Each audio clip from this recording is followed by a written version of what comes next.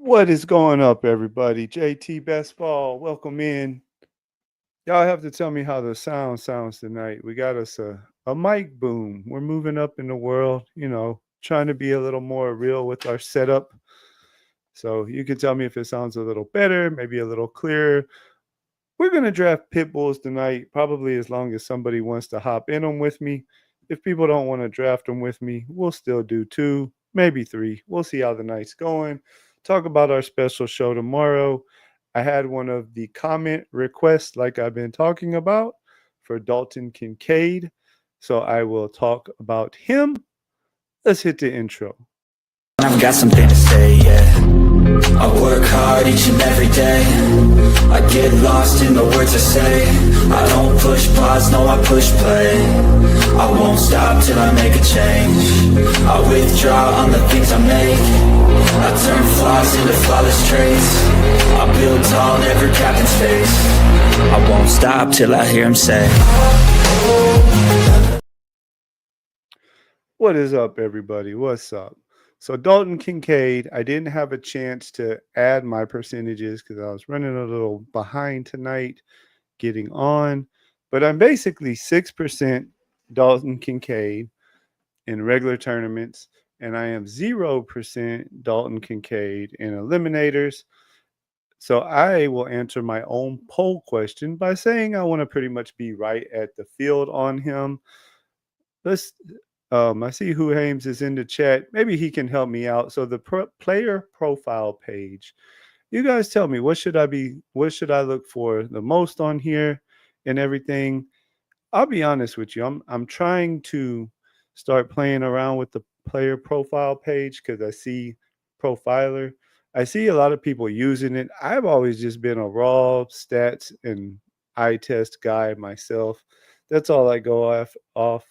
I don't really like showing ESPN their regular stat log though, because sometimes they pop random ads and stuff in, which isn't the best for streaming, of course. But I don't know. Here we go. Here's the major numbers here. He took a step back in last year, right? Like he had a pretty decent rookie year, 90 something targets, 73 receptions, 600 yards, 2 touchdowns, fantasy points per game, 9. Not much, but for a rookie tight end is decent.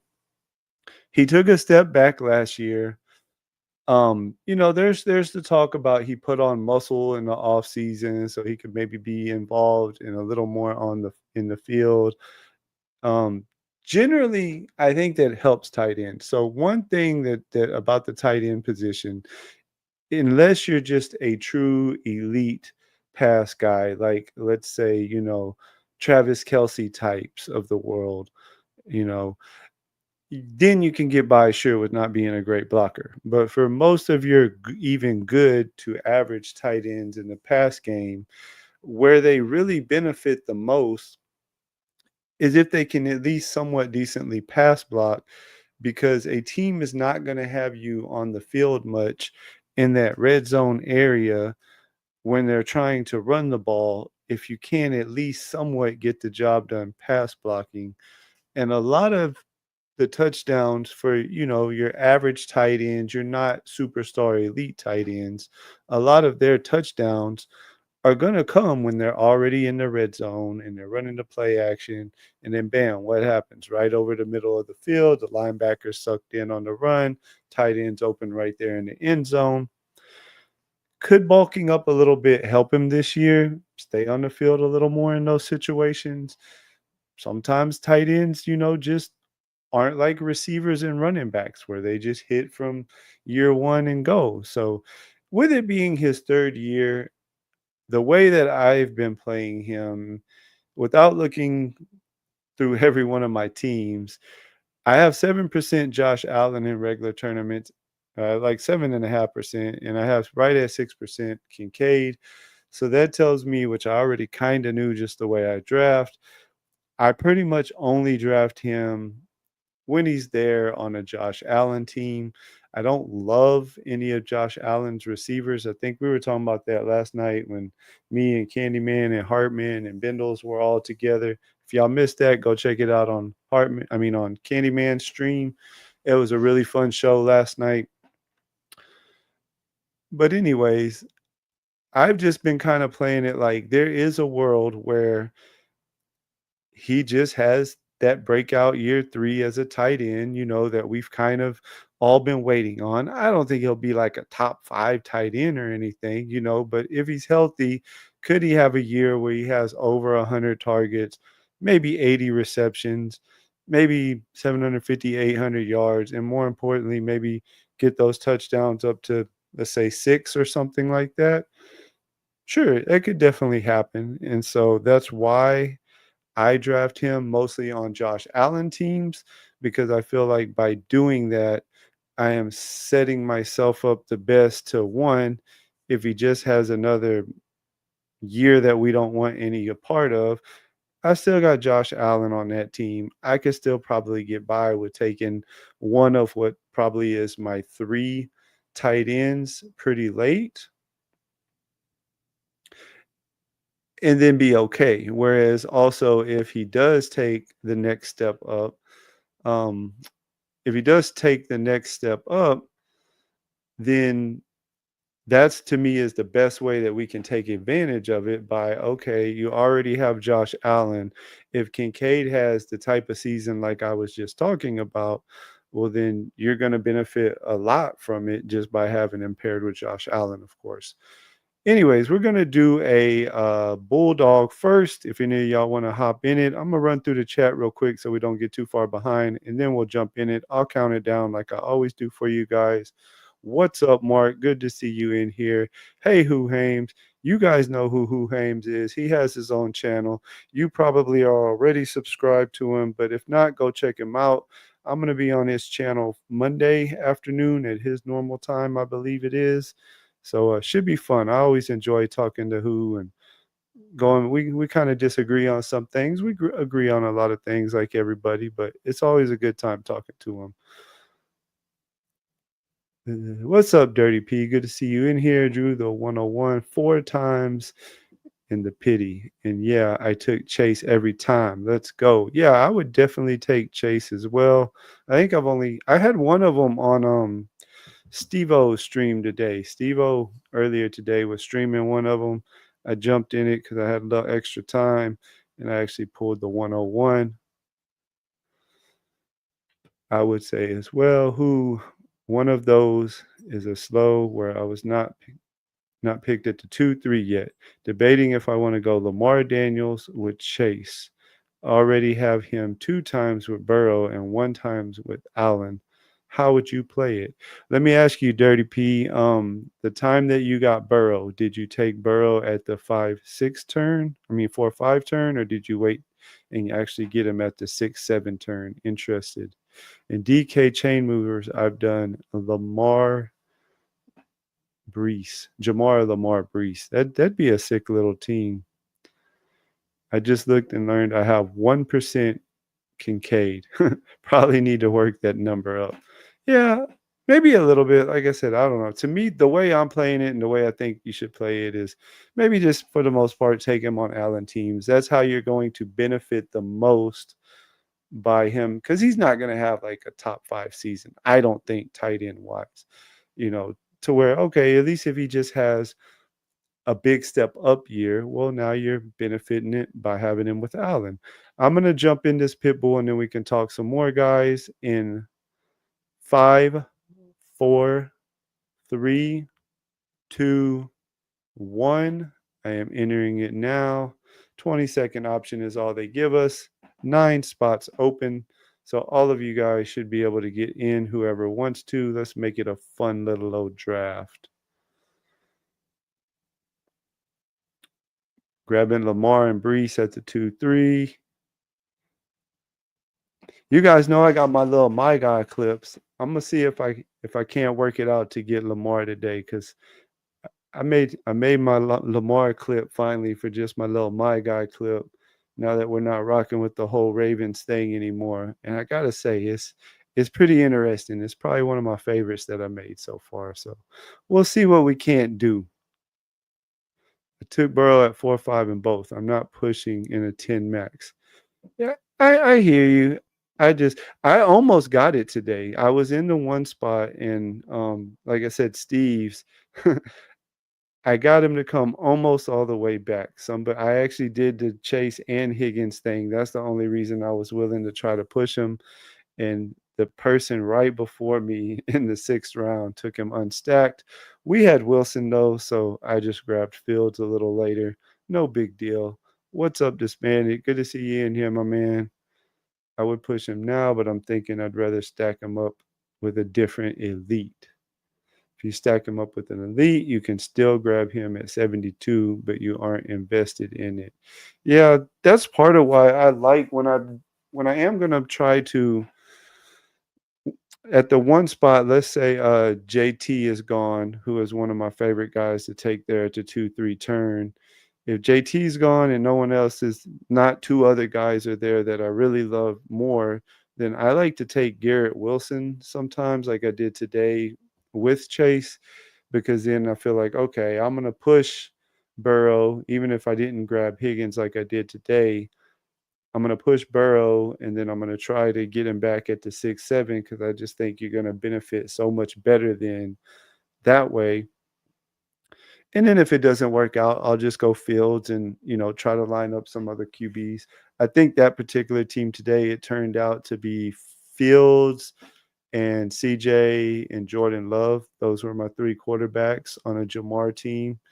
I can rock with that. Tomorrow, guys, if y'all aren't doing anything for 4th of July night, I know it's fireworks night and stuff, but maybe you're just hanging out at the house or whatever. We got a fun little show. So you can see it scrolling down there at the bottom right now. I have a pretty good friend of mine who, we've been friends for years, a real fun guy. And he is about as casual of a fantasy football guy as you can think of. Loves football, watches a lot of football, knows this stuff pretty good, in a regular, in the particular home league that I've ran for almost 15 years now. It's a little bigger than your normal one. It's 14 team league. He does okay in there. He's never won the championship or anything like that, but he knows what he's doing for sure. And I just had this idea that thought would be fun. We're gonna bring him on the channel tomorrow. We're gonna spend 20 minutes or so, just kind of talking, ask him what exactly he knows about best ball and stuff, because I don't think he really knows much other than just the little bit I've told him about the basics of how it works. And I'm gonna let him ask me any questions and, kind of explain the whole principles behind stacking and why we do it, getting out of your pod, all that good stuff. And then we're gonna hop in a draft and I'm gonna totally let him take the wheels. We're gonna let him go get his guys, see how it turns up. You guys can tell me, you guys can let him know how good or how bad he does. If you didn't on your way in, hit that like button for us, hit that notification bell for us. See, we got filled up, so let's see who all is in here. If I don't call you out, just let me know. We see who Hames is in here and Mark's in here, back to back at the 11-12 spot. You guys should be fighting. I don't know if DJ M is in the stream, but I do recognize that name. I end up in a lot of drafts with him. He must draft a lot around this time of night. We are rocking with the 7 hole.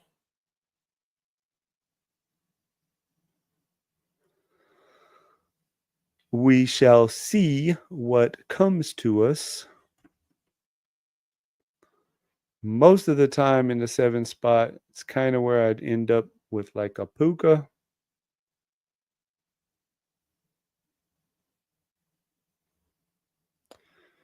But Gibbs fell a little bit because somebody really reached up for McCaffrey. So we'll start with Gibbs.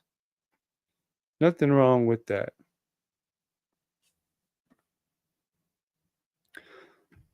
Keep an eye on Mark and Who Hames on the back end and see what they're up to when it gets to them. We drafted some really good teams on Chris's channel last night. We were doing a few pit bulls over there. He's going out of town for the 4th of July, and he wanted to get them in before he left. Had some good little player debates and stuff going on too. That's why we were not on our channel last night. We were on there pretty late. It was after 11 my time before we got off. But we're back. We are here tonight. We will be here tomorrow night with the special show. Next week, I'm going to try to line up a couple guests. Getting back in town and everything this week, I was just trying to get back in the groove of things. And I knew I was going to be on Chris's channel last night. So we didn't really bring any guests on other than our show tomorrow. But we'll try to bring some people on next week. I got a couple people I'm talking to and trying to work some stuff out with.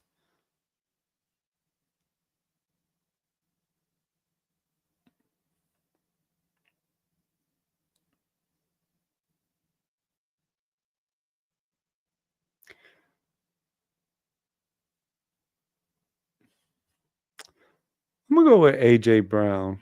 I only have 4% Brown.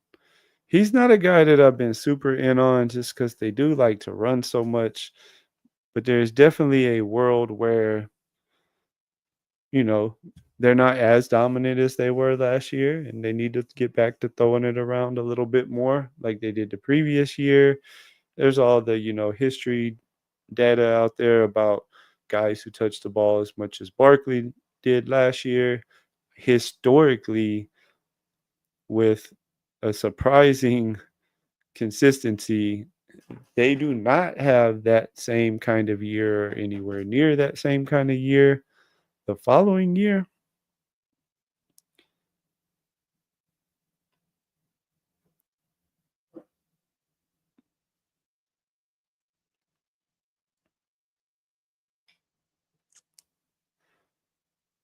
Their defense, they lost a couple pieces, not much, but they lost a couple pieces. So we don't want to be too out on AJ Brown. He's definitely not a guy I just want to have a lot of, but we want to make sure we have our shares. Felt like this was a good spot to do it. Lad had just went right before that. Mark's not letting A-Chan come to the middle of the second round.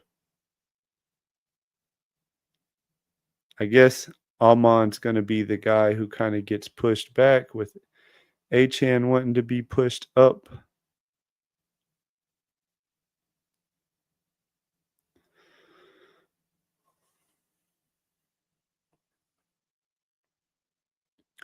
And we're going to go Devontae here. Makes a lot of sense. Detroit and the Rams play each other week 15. I know we win the money in 17, but I talked about it before. That's one reason why as the summer goes on, especially once we get more into camp, I do want to do some more sprints because just the way I like to build my teams in any type of regular style tournament, with the 15, 16, 17 playoff, I do try to get some stacks. Like y'all have seen some of my teams where I have some really nice week 17 bringbacks and stuff. But overall, I'm just, trying to build my team with my team's correlation and just taking into account, their playoff schedule. So yeah, like if a guy is the guy I like, like with this last pick when I took Adams, I like Adams and I like Terry McLaurin. I probably, in a nutshell, am Adams over McLaurin. Even if Garrett Wilson would have been there this particular time, I like those two about the same, even though I have way more Garrett Wilson than I do Adams. But I probably would have taken Adams that time just because, Gibbs and him do play in the playoffs. And I want as many playoff matchups as I can get while still getting the players that I think are the best pick. Lamar took my boy Jackson, so we will have to wait for the debut of the My Guy clip, but I can't argue with it. I want to try to get a lot more Jackson than I have. I just talked about it before. I think he is going to be a man on a mission, on a team, on a mission. Kittle is starting to move more and more up That's and I kind of saw this coming. I talked about it 3 or 4 weeks ago when Kittle was consistently let me see who we wanna get here. Don't really wanna get Worthy.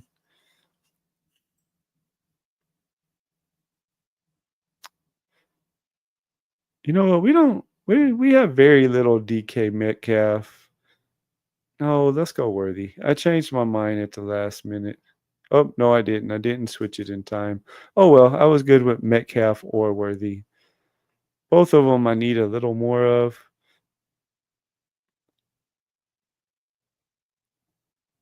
That's the receiver you should want off of Pittsburgh, Mark. You guys tell me in the chat. I'm curious. Are you drafting Austin at all in the 17th round? Me and Mark was having a friendly little conversation earlier today because, it's not a my guy or anything, but Mark has been drafting, I guess, a little bit of Austin in the 17th round.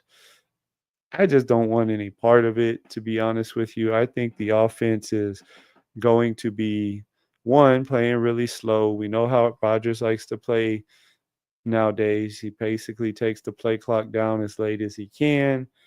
They brought in another tight end. They didn't trade for Jonnu because they hate Fryermuth. They traded for Jonnu because they want to run a lot of two tight end sets. They actually complement each other kind of well. Fryermuth has always kind of won as like a, you know, deeper tight end, straight down the seams type player. Jonu's always, kind of had that little short, maybe the intermediate game at best, just kind of finding spots in the zone for short dump offs and stuff, basically what he did in Miami last year. And so they kind of work really well with each other. And then you have Metcalf on the outside, who Rodgers, historically likes to kind of lock on to his number one target for the most part. I just don't see him being that useful. I mean, I see him being a guy that, sure, maybe on a week where your receivers kind of had a down week, or maybe you had a bunch of bye weeks. Maybe he has a decent game and hits your lineup with 12 points or something. But he's just not a guy that I am targeting. I don't think he's a bad click. I'm not saying if that's what you're into, he's a bad click. Just not my cup of tea.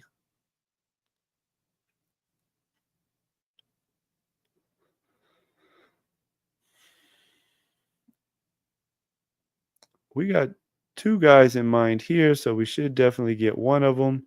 Ridley was one of them. Ridley is gone. So we will take Flowers. What's who doing over there? BTJ and Genty, Mike Evans and Jaden Daniels. Nothing wrong with that. Nothing wrong with that. Yeah, most of the time he's not there in the 18th, though. I've seen him going a lot in the 17th lately. And when we were talking, I think that's what you were saying of the 17th. If he is there in the 18th, that's a little better, I guess.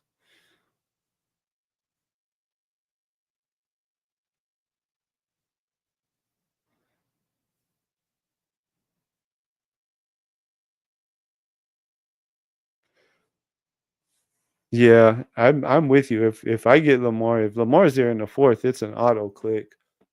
I'm getting to where I always take him a lot of times when I'm at the very end of the third, and I'm actually starting to think about taking him some with certain builds in the early third, to be honest with you, just because like I don't like a lot of those guys. I'm not super into Chase Brown. I'm not really into McBride. I'm totally out on JSN, more so a Sam Darnold thing. I don't like Josh Jacobs because I don't like his playoff schedule at all. That's one of the reasons why I have like a really high percentage of Wilson. And another reason why I have a really high percentage of Tyreek is because generally right in here is Wilson or Tyreek. If one of them are gone, sometimes I'll pull Adams up a little bit. So since I really want a lot more Lamar by the time the summer's over than what I have now, I've actually been debating if I should start taking him sometimes on a team in the third like that, early third. We were going to take Walker there, but he went. You know what I'm going to do? I don't take a lot of Addison, but this is a team where I don't like the running backs that are there. I'm not taking Burrow unstacked. And this is a team that I have enough firepower early with A.J. Brown, Adams, Metcalf, and Flowers that even if he gets, let's say the 3-game suspension that we think could be the max suspension, then I'm still going to be able to benefit the rest of the year from him. We have 4 other receivers that can kind of hold the room down until he gets back. Not to mention it sets us up, we missed out on the elite. So, now that sets me up for a possible, Stafford as a QB. We could do an old man Rodgers. Now we're kind of playing around with, you know, McCarthy as an option also. One thing I'm starting to tell myself, and I did it on a team the other day, is I think last year, too, one of my flaws maybe is not being willing to sometimes just take a good quarterback, especially if you're getting maybe a little value on him in the draft, even if he is going to be unstacked. There's not too many quarterbacks that just totally don't give you nothing with their legs or couldn't give you, a random scramble for the 10-yard line into the end zone.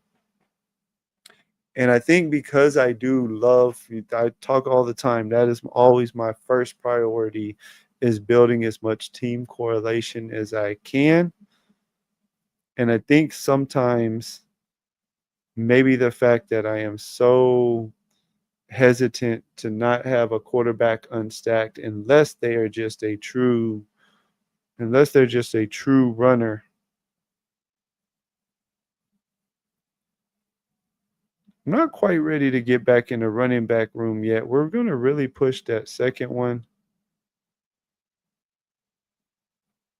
But we're going to take Jaden Reed because with those 6 receivers, I quite possibly will just leave it there. A.J. Brown, Adams, Metcalf, Flowers, Addison, Reed.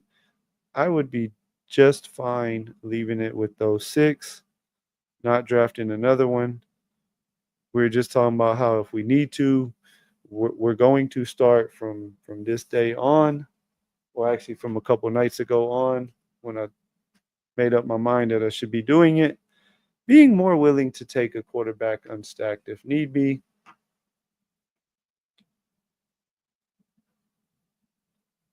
I do think that could maybe be a little flaw. That's how we can be better at this game, and that's how we can be better drafters, right? Is realizing areas where maybe we can improve our draft. Yeah, yeah, no, definitely not Burrow. I wouldn't take Burrow unstacked because I'm talking about, later in the draft. There's such that huge pocket of guys from your Herberts to Lawrence to Stroud and all those guys who, in almost every draft, one of them ends up slipping a little bit.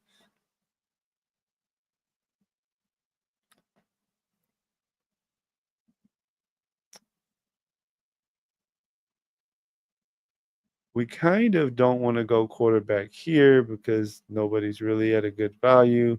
Plus, we need another running back. I was really hoping B-Rob would come, but I'm going to take the soccer man. Did y'all see the little clip going around on X today?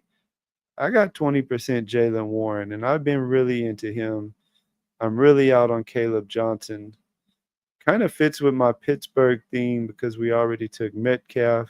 There was a clip going around on X today. If you look on my profile on X, you can see it because I retweeted it. And it was Jalen Warren running around out on the football field, dragging a soccer net, the full soccer goal net behind him. And he has some nice little speed to him for somebody dragging a whole soccer net.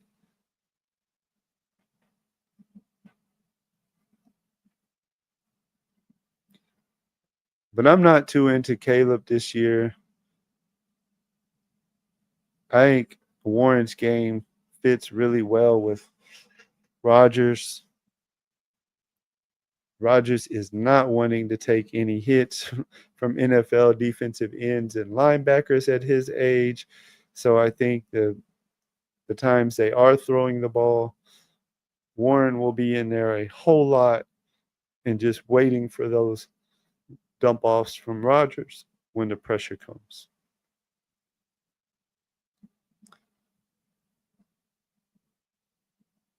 After their quarterbacks, who got Mixon, Debo, Laporta, and Mooney, Mark went with Olave, Kamara. It's got some little Saint action going on. Oh, with Rashid Shaheed. If the Saints are way better than a lot of people think they are going to be, that team's going to be doing pretty decent, my friend. I don't know if I want three Saints on a team, but it could happen.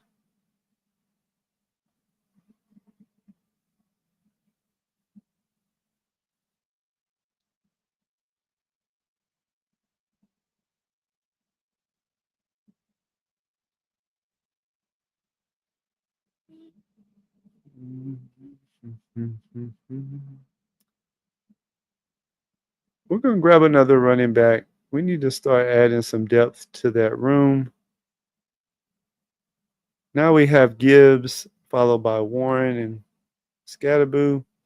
Starting to feel a little better about it. We got the six receivers. We're pretty strong there. Looking nice. I was gonna maybe take Baker on there. We just talked about the falling quarterbacks unstacked, not being afraid to rock with it. And Baker would be a good guy, I think, for that, right? Because he has so many options there. Mike Evans, Ibuka, Godwin's gonna be doing his thing. To where there could definitely, even in a playoff scenario, there could definitely be a week where like having Baker unstacked because Baker went off for 300 yards and 320 yards and three touchdowns. He had a really nice game, but maybe Otten got in the end zone once, Evans got in the end zone once, and Ibuka got in the end zone once, to where you could still theoretically outscore a lot of the other Baker teams that were in your playoff pod if they were stacked up and you weren't.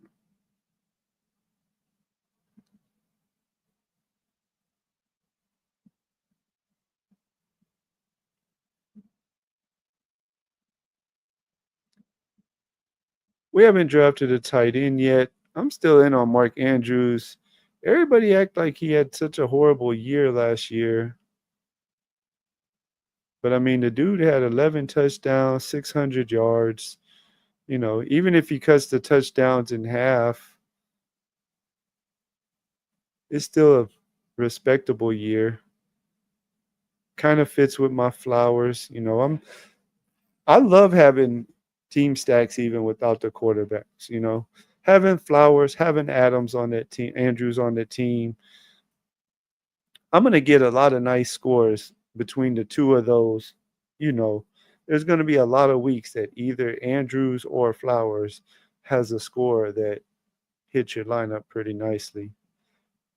Yes, of course, it'd be better if we had Lamar with it, but on this particular team, that's not the case.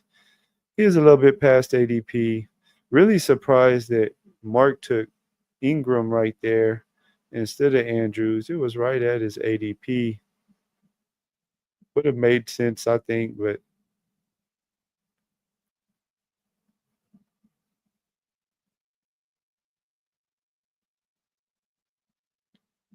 did you watch that before or after I mentioned it? No, I saw it earlier today. I didn't even hear you mention it or know uh, what you're referring to. I don't know. Did you say it on your stream? I caught part of your stream today, but then I got busy. I had saw it from that. I think you're in that group that I'm in. The X group that Big Draft has. Big Draft Energy has that X group, and I'm in it. And someone in there had posted it that I follow, and I saw it and retweeted it. But yeah, it was the crazy part to me was especially for a guy that we think of as not being that big of a dude, he was dragging that dang thing pretty nicely. Let's see, we don't want to get too far behind at quarterback, but we do have a lot of late options coming up.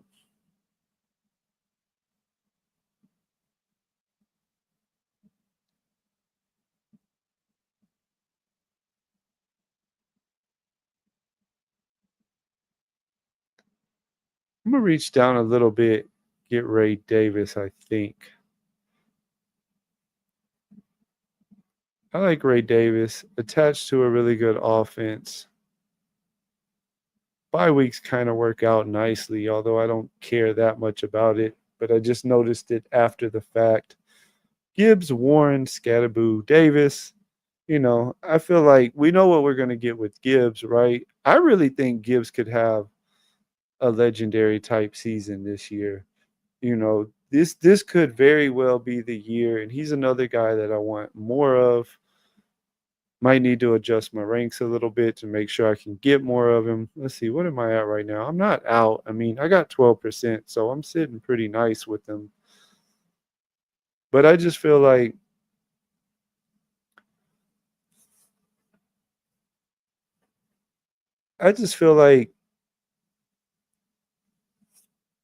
Montgomery, right? He wins by going right up the middle for the most part. That's what they've done under Johnson for years. Is he's been we got the lead. We need to ice the game down there on the goal line. Last year they started showing a little more of willingness, we'll call it, to let him do his thing. Even if they were down in the red zone, they lost their center, they lost their guard, they lost their play caller, they lost their defensive coordinator. Also, there's a there is a let me see, let me make my pick here, then we'll finish talking about it some more. We could go with one more running back, get Benson.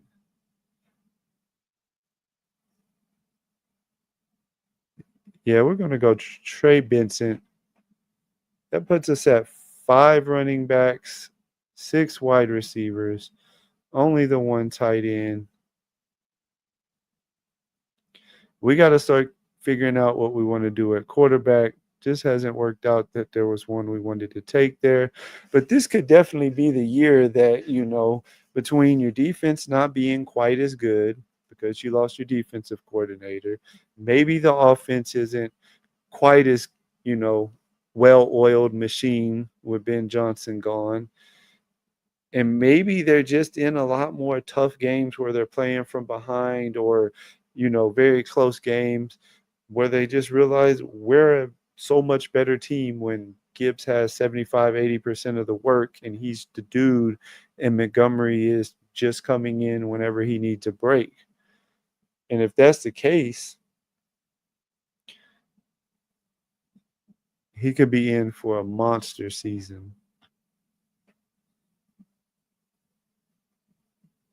Oh, okay. I must have missed that part, man. I'll be honest. I caught some of the beginning of your stream, but then I got kind of busy doing stuff around the house. Wasn't able to listen like I normally do. A lot of times I'm listening to people's streams and maybe not in the chat that much because I'm busy, but a lurker, as you call it.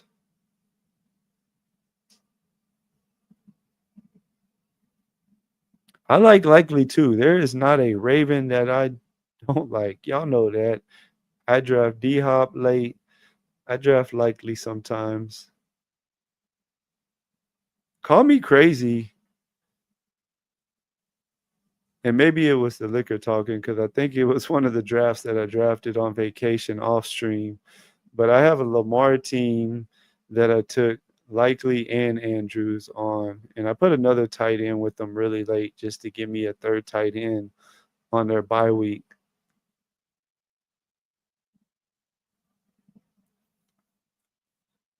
I need to start taking him, but I haven't drafted him yet. I don't know. He didn't do nothing last year. I guess with him, I'm kind of waiting until camp. We got pushed out a little too much at quarterback on this team. So it might not turn out that good. We'll go ahead and take Stafford here. Good news is a lot of people have quarterbacks, so hopefully there's quarterbacks on the board that I would like to get with my next few picks. I really didn't expect that last little run to come of Bryce Young and Tua, and you guys just right here on that end took 4 in a row. This one might not turn out that great if we can't grab us a couple more, but hey, if we can at least get something at quarterback, something, we got enough firepower at the other positions. Andrew as tight end, AJ Brown, Adams, Metcalf, Flowers, Addison, Reed, Gibbs, Warren, Scatterboo, Ray Davis, Trey Benson. So we definitely got some really nice running back and receiver rooms.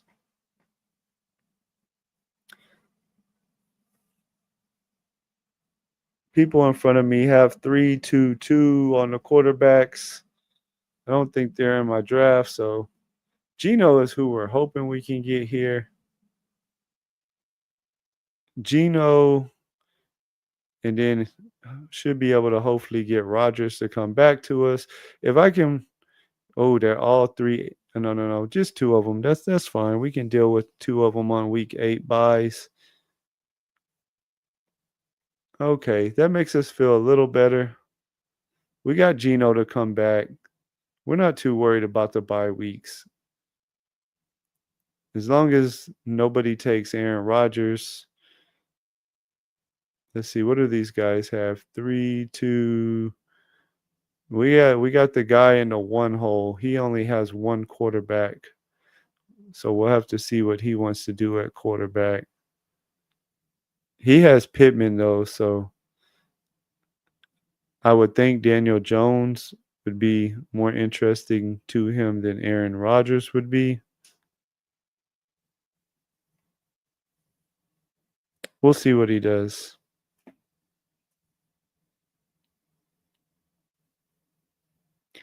We're going to draft some more pit bulls if you guys have some left. I want to definitely max it, and I think I have about 4 more to go still. Oh, yeah, he's definitely taking Jones. He just took Pierce. He might hold off and see if he can come back, but I don't know why he would take Rodgers having Pittman and Pierce. And it's kind of, ahead of their ADPs. It's going to even be a little early for me, but I just think it's the right play. We still have some teams with 2 quarterbacks.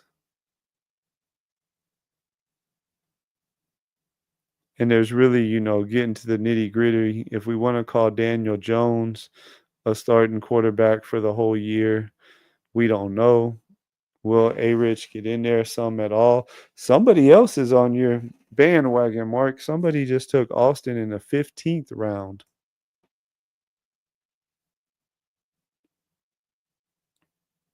Okay, that makes us feel a little better.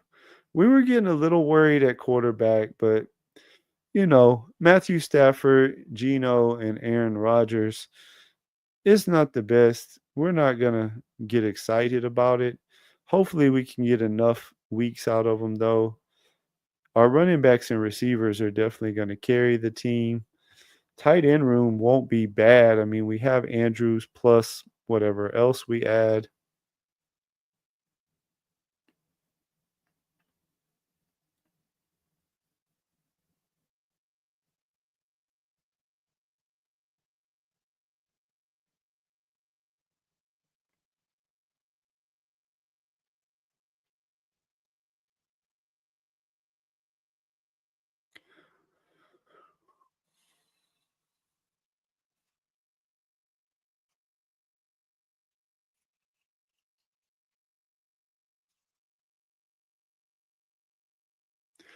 Sometimes I like to think outside of the box. And I'll explain my thinking on this in a minute. I think we're gonna go if he holds in there, we're gonna go with a 6 running back, and we really wanna put Shipley on this team for a specific reason, because I always ask the question, Mark will tell you this, "What do we win when we win?" Right? That's I love that statement. It's not mine. I didn't make it up. Somebody in the best ball world made it up way before I was saying it. But I love it because, like, what I mean by that is for this particular team, okay, a world in which, unfortunately, let's say Barkley got hurt. Maybe it's a pretty bad injury and it keeps him out 5 or 6 weeks. Maybe it's a season ending injury. In that world, okay, not only is Will Shipley now their starting running back, and so he's, maybe contributing to my team in that way, but that is also the same world in which the Eagles start passing more, and then AJ Brown becomes a smash, especially in the scenario where maybe week 4, Barkley gets hurt and he's out the rest of the year or for a long stretch. Well, now I just made, in my opinion, my AJ Brown pick even better because I also now have the Eagles starting running back that I drafted in the 16th round, but also AJ Brown. They should have to start throwing the ball a lot more with it being Shipley versus Barkley. So it just kind of made a lot of sense to me to do something like that.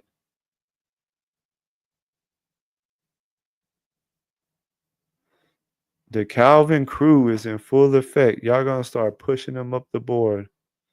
No, yeah, for sure. I don't know if you caught any of our stream last night when me and Chris and Hartman were all together, but we were talking I was talking about that same exact thing on it, that like because of the, historic stuff with how running backs, who touch the ball that much just tend to have, down years.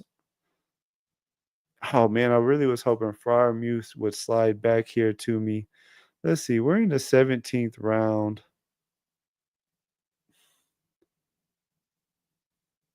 I think we're gonna go with 2 more receivers.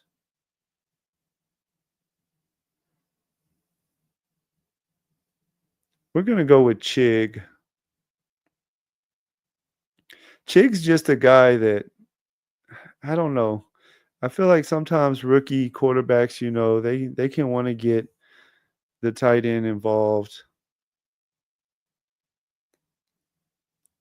We're kinda getting down on the clock, and I really wanted Muth, but he went the pick before me, and because I was talking, I really didn't plan it out in my head like I should, what my backup plan was. But Chig's a guy that I know will be involved in the offense some, and I kinda wanted another guy like that. That's why Freiermuth obviously paired with Rodgers. Also, we have Andrews, and I don't think I want a 7th receiver on this team. Don't want a 4th quarterback, of course. We're good at running back for sure with those 6. So even though a lot of times, if I had maybe someone a little bit more consistent than Chig with Andrews, I'd be okay with 2 tight ends. If he comes back, we would like to put Ferguson on this team just for possible late season upside from the tight end position. He's stacked with Stafford. With this team, we kind of need Stafford to really be balling as we got pushed out on some of the other quarterback options. So we had to go with Stafford as our first quarterback. He's not going to run around at all. So the way in which this team is successful is Stafford is having a really good year. And of course, Puka will be helping that cause, but we don't have Puka. We do have Adams. Hopefully, there can be a third guy, especially late in the year. Maybe that guy can be Ferguson. It makes a lot of sense. So that's how we're going to build this one at least.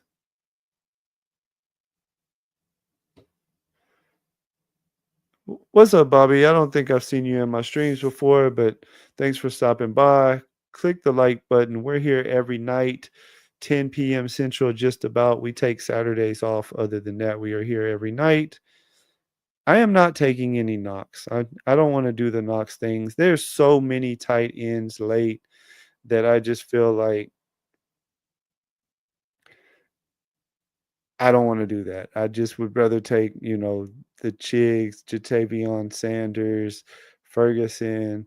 I like the rookie over there in, Seattle. I draft him some. What's up, David? Good to see you in here. We're gonna jump in some more pit bulls. I'll stay up late. I'll draft pit bulls as long as somebody wants to draft them with me. I think I have 3 or 4 more after this I can do. Chig is a better pick than Muth at this point. I'm about to get you but I get you wanted to stay. Yeah, that's the only reason. I mean, especially now that Jonu's there, I don't really plan on taking Freiermuth much. He had fallen a good amount. I think it was about 20 picks past what his current ADP is. And I just figured, since I had old man Rogers, might as well. What's up, Al Boogie? I see you in a lot of the other chats. Thanks for finding your way over to me, my man. I'm gonna switch my banner real quick. I talked to you guys about it before, but one thing I'm doing, the reason we were talking about Kincaid at the beginning, any of my streams, once they are not live anymore, so that it's easier for me to see the comments. Plus, it always helps out, the good old algorithms. If you guys will hop back in it, if there's a player that you want to know my percentages on, or you just want my opinion about, go in one of my past streams, preferably this one when it's over. Put that player in the comment section, and I will do what I call a little deep dive on them at the very beginning of my next stream. Let's look at our friends and see what they came up with. We had Mark in the 12 hole, good friend of the stream. 3582, Lamar, Penix, and Shook. I kind of figured you were going to go Shook on this team since you had so much New Orleans. That totally makes sense. Devon A. Chan, Kyron, Kamara, Roshan, Jalen Wright as your running backs. Those 5 are good enough. I mean, you got 3 for sure dudes. Roshan could end up, I've been taking some Roshan. He could end up having that Demont role. London, Olave, Shaheed, Bateman, Brown, D Hop. There's a D Hop. Someone else drafting some D Hop. Keenan Allen and Daimi Brown, TJ Hawkinson, and Ingram at the tight end position. Kind of thought you were going to go likely after you were talking about it being his year. But with those 2 tight ends, that does make more sense to me, honestly, to just have 2 tight ends. London, then you went Olave, Shaheed, Bateman. I like the team overall. I like it. It's a Lamar team. It's hard for me not to like a Lamar team. You got him right at ADP. I guess if anything, you took Penix a little early and don't necessarily have any Atlanta pieces with them. But that's not the. Oh no, no, no, never mind. I missed that. You have London. My bad. Sorry about that. That makes a lot more sense. I like your team, Mark. I do. You got firepower at receiver. You got Lamar double stacked, which is probably why you didn't go with likely. You knew you had some receiver options late, and these 2 are plenty good enough at tight end. Running backs, as long as they're healthy, those 5 are definitely good. I like the team. Let's see what Who did over there. Who who's a good drafter? If y'all don't watch Who Hames, y'all go check him out at 4 p.m. almost every day. Well, not the weekends. He works a lot, I know, on the weekends. 2 quarterback build. That's how I do it with the elites. Jaden and Trevor Lawrence. Running backs is Genty, Mixon, Charbonnet, Tootin, Eckler, and my boy Giddens. I'm liking the team already when I see Giddens. Wide receivers, Brian Thomas, Evans, Debo, Mooney, Trey Harris, Cedric Tillman, Turpin, Adonai Mitchell, Laporta at a nice little discount, Gasecki. The man knows what he's doing. It's a good team. I like that team. That's exactly how I play the elite quarterbacks.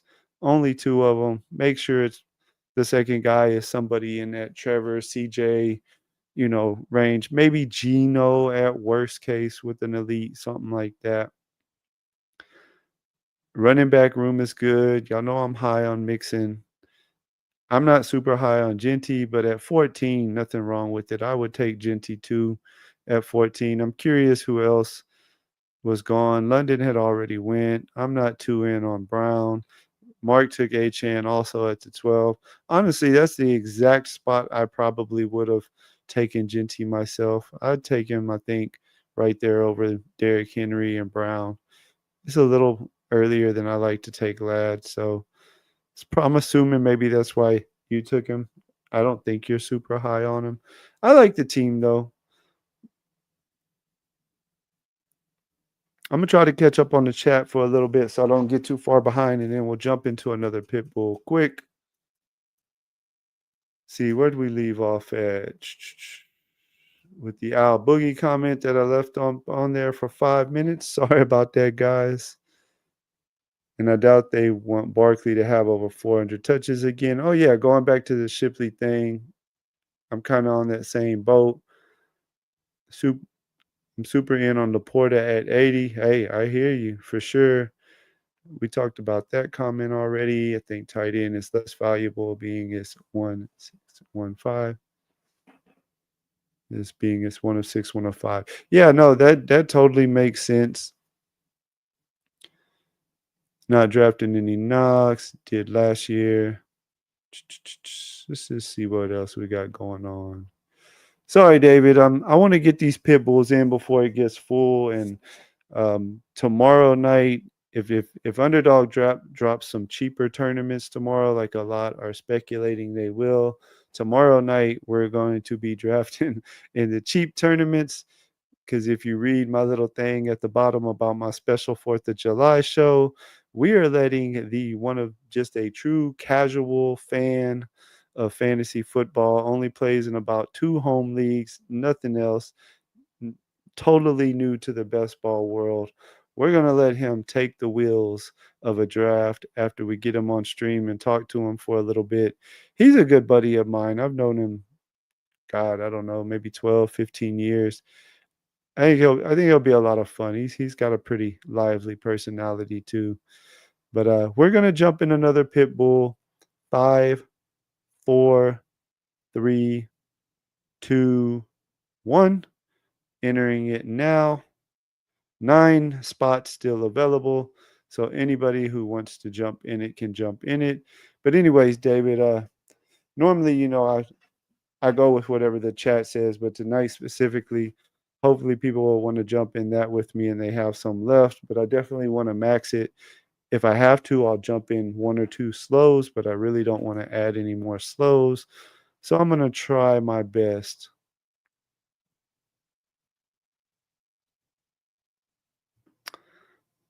Al Boogie was a top 20 BBM finalist. I did not know that. The man comes with trophies. Draft passers hate you. I'm not doing the draft or pass thing. I don't know. Like, am I the only one? Is there anybody else that's just really not into that? 11 to be exact. But I was a champ of BBG's league, which really matters. Who cares about 125K? That's funny. I didn't know BBG had a league. D'Lo, and he still learned.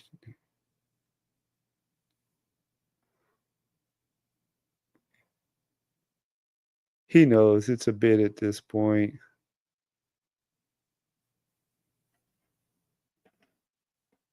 Rare Debo sighting for me. Debo's price is getting a little better. I've started clicking him some. There for a while I wasn't at all, but it seems like he's fallen a little bit to where now he's in a range where, okay, I can take you there sometimes, especially if I have Jaden. Or I think the only time I took him without Jaden was he fell a little bit on I had a Dallas double going, the Pickens and Lamb build, and then Debo was there a little past ADP, and so we grabbed him.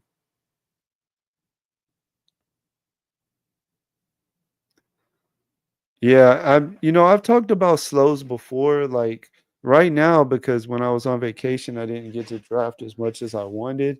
And I also wanted to get in, I wanted to max that poodle, and I didn't end up maxing the schnauzer too, but I got close to maxing it. But right before I left vacation and they were about to field towards the end of my vacation, and I had to just jump in some slows there. Plus, I still got some sprint slows going because I really wanted when they had the sprint promo, I drafted one of them live, but then the other six, I just jumped in slow drafts because I had never done the sprint before, and I wanted to just, I know it's kind of the same other than the playoffs. It's just a cumulative thing over the 3 weeks, but I wanted to do six of them slow just to kind of really think about how I wanted to build and work through it that way. Later in the summer, when I do some more sprints, I'll do them live on stream. But the whole point to that is me personally, like my goal is to always have 10 or less slow drafts going. As long as don't have more than 10, I don't ever feel like, it's a job or a headache. I don't ever feel like, oh man, every time I go to look at my app or get on the computer, I'm going to have three that I'm on the clock with. Especially now that I signed up for the best ball overlay, I really do like the product. And so I find that even for my slow drafts, I like to come hop on my computer so that I can kind of use, the features of best ball overlay. So long story short, right now we have about 14 slow drafts going, which to me is a little more than I'd like. If I have to jump in some pit bull slow, we will because I'm gonna max it for sure. But I want to try to get as many in tonight as we can.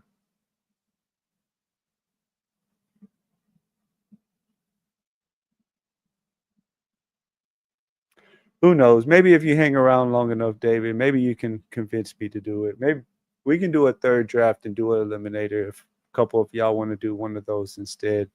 I'll at least get two in though on stream tonight of the pit bulls. Think you just convinced me, my man.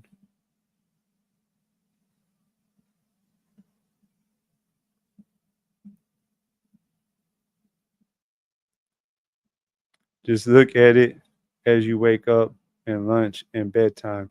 Yeah, the only problem with that is like especially bedtime with my stream time, really by the time I get off here, let my dogs out and stuff, I'm just ready to head to bed. But it's fine. I don't mind. I mean, I don't think I would ever get like what they call true slow draft hell and have a ton of them. But, there's been times in the past where I get closer to 20 just because of how life is going or whatever. Weekly Winners is a tournament I just honestly don't want any part of. I just think that you almost have to have such a huge, just outlier type week to really win some big money. Let me go pull it up on a different tab real quick. I mean, nothing against it, in Who Hames, I know you max dang near any tournament that comes out, or maybe not any tournament, but you max a lot of different style tournaments. So, like, whatever, if you're into it and you like it, take your shots for sure. But I just don't like it. It has 186,000 entrants in it, and to really win, let's say even $500, you got to be 25th in a given week out of the full 186,000. That's just going back to my DFS days. That's just, a super large field lotto DFS tournament essentially each week. And I don't know. I didn't like playing in the huge field ones then. And that's the thing that about best ball, to me that I normally do like is okay, even maybe the pit bull is not a good example because it's a small field, but even the super flex, sure, it has 225,000 entrants, but the way I look at it, at least, you're never really playing. You're never really playing the full 225,000 entrants. Why is my thing on Eliminator? I hate when it does that. We're not in an Eliminator. Let me go to this other tab real quick. Extract my data. Or maybe I just need to refresh it. I know why, because I was looking at my eliminator percentages earlier and looking at some stuff on it. Hey, we turned Mark into a pit bull drafter. He hopped in another one with us. He is in the 7 hole.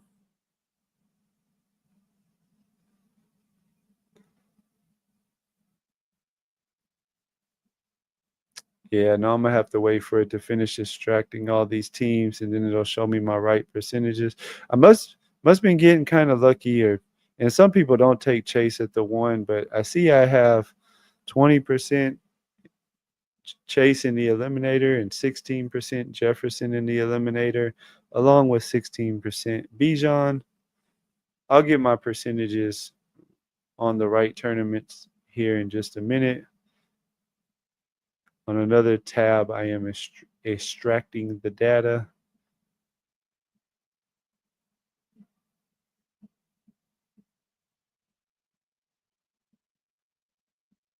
Who Hames was asking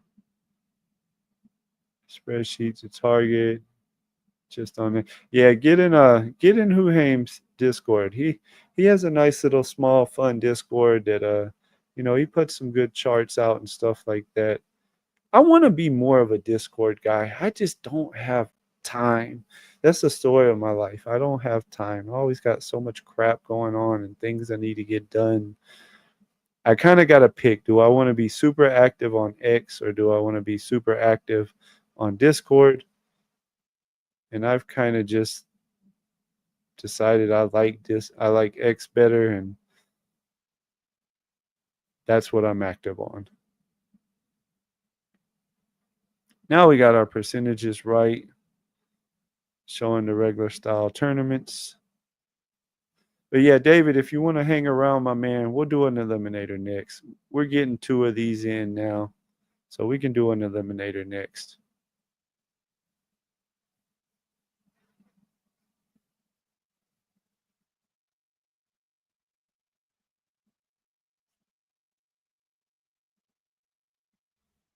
We're in the 11 hole.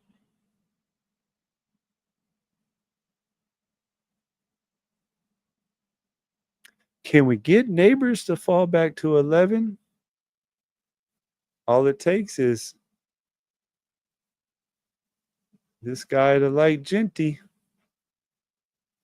or Achan. We'll take neighbors at the 11. He doesn't fall there too often. That means we've got a decent chance of getting Nico or Thomas. Now we definitely will get one of them.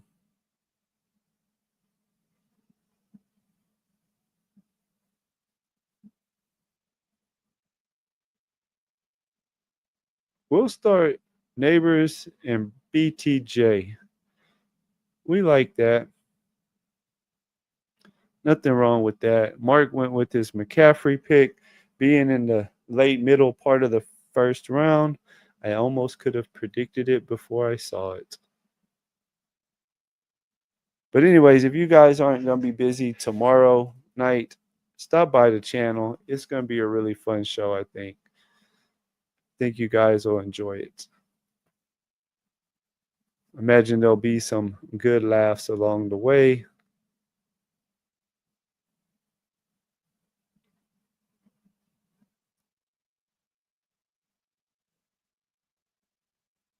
See what Mark's going to do with his second round pick. You guys got any super cool, fun plans for this weekend? Let me know in the chat if anybody has anything crazy going on. One day this weekend, I'm going to take my youngest daughter is always, even since she was a little girl, she's loved the dinosaurs and she is a super big Jurassic Park fan. And ever since I watched the first one with her back, a couple years ago, with the last two the one that came out before this one, we went and saw it in the theaters. And so this weekend sometime I'm taking her to watch the new Jurassic Park movie that's out, because that's kind of our thing whenever a new one comes out. That's about my exciting 4th of July plans. Other than that, just kind of hanging out around the house, probably cook some good food, play some games with the kids or whatnot. What are you guys' plans? Let me know what y'all got going on.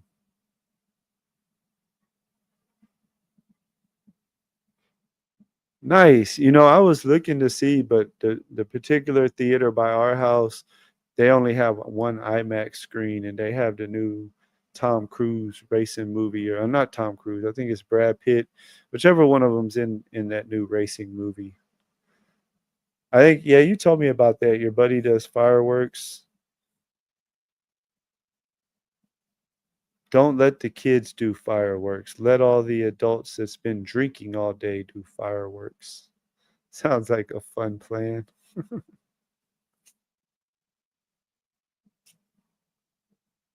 It's been a few years since I really did some fireworks on my own. I think it was about 8 years ago.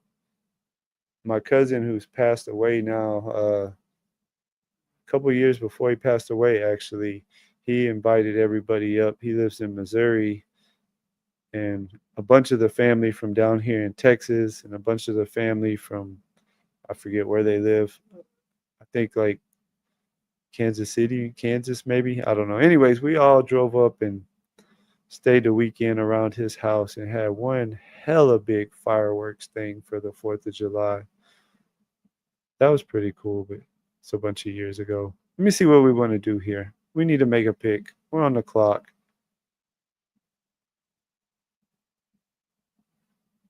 You know what? I don't want him to go. I'm going to take him on the back end if I don't take him now. And there's three really good players that we like right here out of Brees Hall, Mike Evans, and Ted McMillan. And we would rather take whichever one of those three. Let's see if it works out. Mike Evans is who I would have taken had I not got Lamar. Oh well, we'll settle for Ted. Nothing wrong with Ted. Told you guys I made it today. Now I would just like to introduce y'all to the man, the myth, the legend, the MVP frontrunner. If anybody else got to say something different about that, then come see me. Yeah. Please tell me that I can't, that I won't, that I fail, that I'll never make it out, yeah. Please tell me all the bad, never good, fill my head full of every single doubt, yeah. Please say any negative thoughts, I pop off when I hear people say I cannot. I get off to the thought of proving everyone wrong, I won't stop to the top, so you better back off and get lost. I'ma stay loud, stay proud, never running out, never heading south. I'll be spreading out, call it word of mouth, can't put me down, I'll be getting loud. You can have your doubts, not what I'm about, have your fucking cloud. It be raining now, I keep making sound, go another round, bitch I'm legend bound, can't stop me now. Give me as much Lamar as I can get. We will not stop drafting Lamar.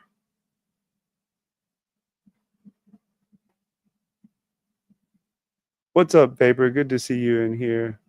Happy 4th of July. Happy America Day. Eat some hot dogs. Cook you some steaks. Maybe a big burger.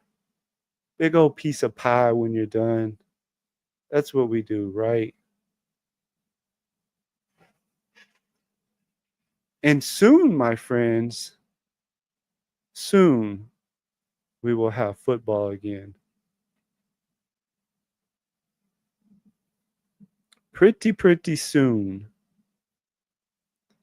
By the way, if you guys don't follow me on Twitter, I'd appreciate it if you go follow me over there, just JT Best Ball. And if you guys have not already signed up for the new daily newsletter that Justin Herzig put out. So I actually saw the very first day that it was about 2 weeks ago, and he had tweeted and he was like, "Hey, I'm looking for some, early people to test it out and, kind of give me feedback if you don't mind." So I did. I signed up that very first day and, maybe 4 or 5 times over those 2 weeks. We were messaging back and forth, and I was kind of, doing like you wanted, giving him my 2 cents or whatnot. But I found it's a really useful tool. I found that when I wake up in the mornings, after I get going, get my caffeine in me and stuff, I'm always looking at in my email because I want to see it and I want to read it. It's really never any groundbreaking new stuff that all of us sickos who are drafting these teams day in and day out, scrolling Twitter nonstop. I mean, you're probably not going to see anything in there that you didn't already know, but it is just a really good reminder of what all news happened, within the last day or two. Clearly, Herzig is thought of as, one of the goats of best ball. His track record kind of speaks for itself. And like, not what I really like about it is not only does he tell you the little tidbits of news from the previous day, but sometimes he'll kind of give you his opinion. Hey, this is, how I'm handling it, or this is what I'm doing with it. Here was something such and such said, but I'm not really paying it any attention for now. Go check it out though. It's free. You just, if you go to his Twitter, you can probably find one of his posts where it has a link. Just sign up. Comes in your inbox every morning pretty early. Definitely recommend checking it out.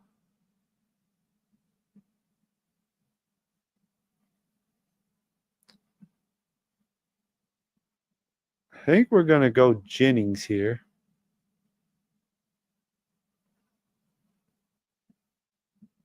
Team so far is Lamar, Mixon at running back, Neighbors, BTJ, Tet, Jennings at receiver. We have 3 week 14 receivers, so that must mean that we have no chance, right? That's what the bye week bros will tell you. We ain't scared. We will make sure that we don't probably draft any other receivers at week 14.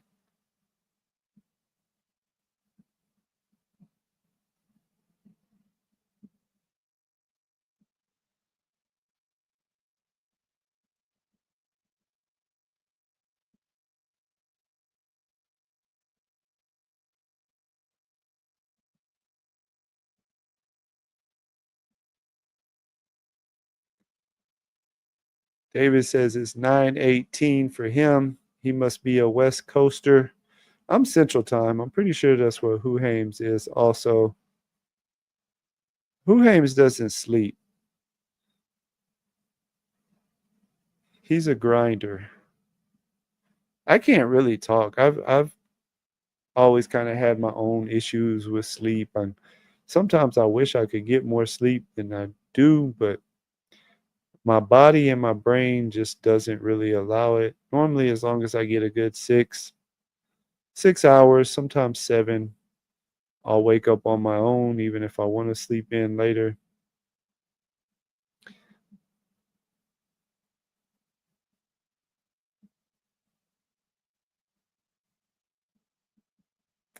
San Diego is super nice. I've only been there one time. We took a vacation there, and y'all's weather is freaking awesome.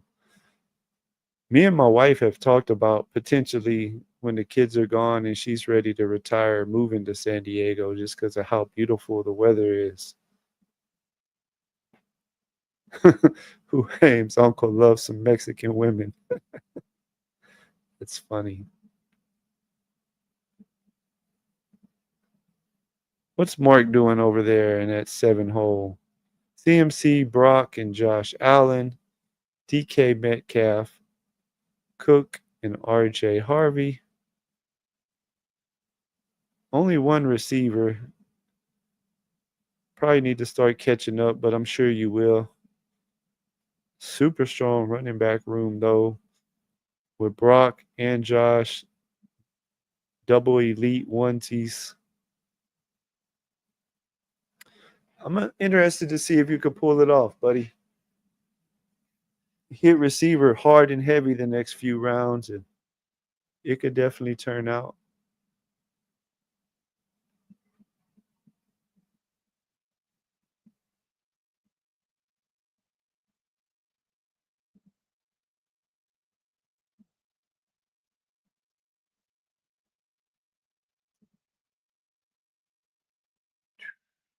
Let's see. What do we want to do here? We're in the 80s. We don't necessarily want to do a tight end right now. We only have one running back. I think we're safe to click on some folks. He has two. We wouldn't mind going Pollard here if we can get him to hold for us. That's what we'll do. The other option I was thinking about was maybe a receiver, but I didn't really like any of the receivers that were there that much.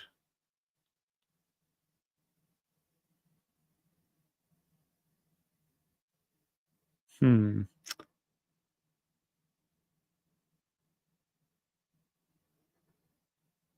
Do we want to pass on him? Well, we got a running back, Mixon and Pollard. I think we're going to grab us another Jalen Warren share. I'm a sucker for guys that can run fast, pulling soccer nets, I guess. I know it's a little early, but he's not coming back to me. And I like that running back room, having three guys that I feel good about, and Pollard, Mixon, and Warren. We got Lamar holding down the QB room. We got four receivers that we feel pretty good about, especially the top three. And Jennings, I I don't know exactly how good Jennings will be once Ayuk gets there, let's say late season when you really want your receivers hitting. But if nothing else, by taking Jennings, now if, I take some guys later that are just spike week type receivers, it'll make me feel good that like I know I kind of got a steady Eddie in there. And I've heard we don't know about Ayuk. I've heard earlier in the summer when I first started streaming, one of the questions I was asking my guest sometimes is about Ayuk. How long do you think Ayuk's going to miss time? And if so, how much time do you think Ayuk is going to miss? And surprisingly, I heard everything from some people thinking he would miss, just a game or two to I think the highest, I forget who it was, but somebody was dead set that he was going to go on the pup to start the season and probably wasn't playing until like week 6. So we don't know. Yep, hard and heavy, but I got elite talent to hold it down.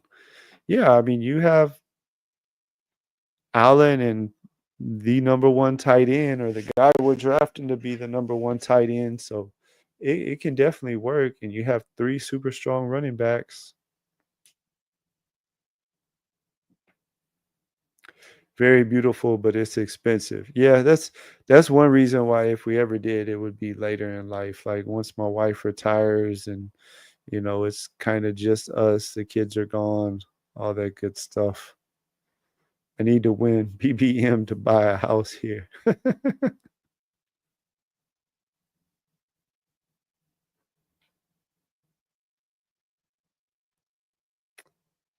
How are you catching up? Jaden Reed and Pittman. That's a start. Now Coleman paired with Allen. There you go. We had faith in you, Mark. We knew you were going to pull it off.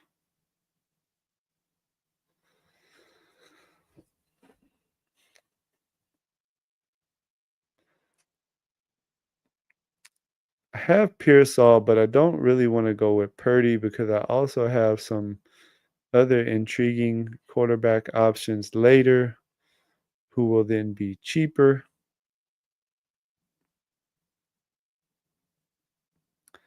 Don't really want to do that.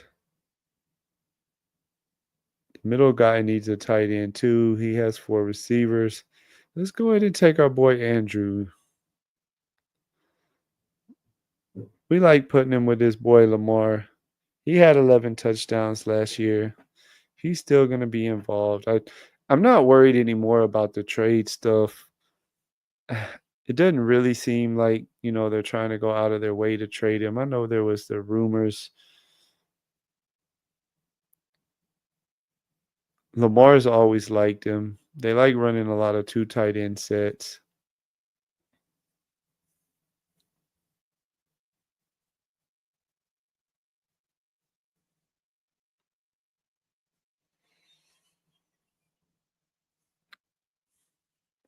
We'll take Bateman too. Get Lamar doubled up.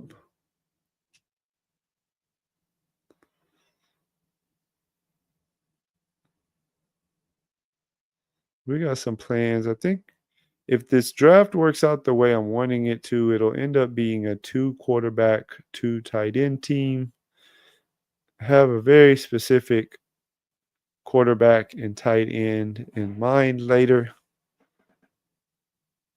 We'll see how it works out. I'm usually passed out, but took a nap, so I'm up. Well, I'm glad you decided to spend your late night with me, Al. Anytime you are up, we're always here.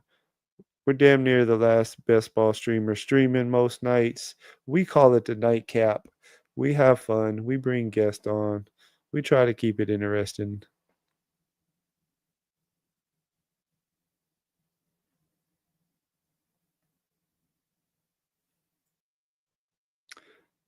To be honest, if you win BBM, move somewhere around where I live, and the cost of living is nothing in areas like this. It is true. My cousin was from San Diego, moved to Idaho for same reason. My whole career is here, so it'll be hard to move.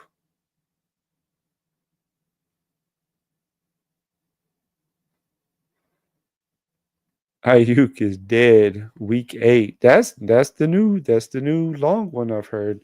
6 is the longest prediction that I've heard. I haven't really drafted much Ayuk at all. I've taken him once or twice on teams where he fell a little bit. Maybe he was like my 5th receiver or something on a team where I went receiver early, so I wasn't as worried about him missing time.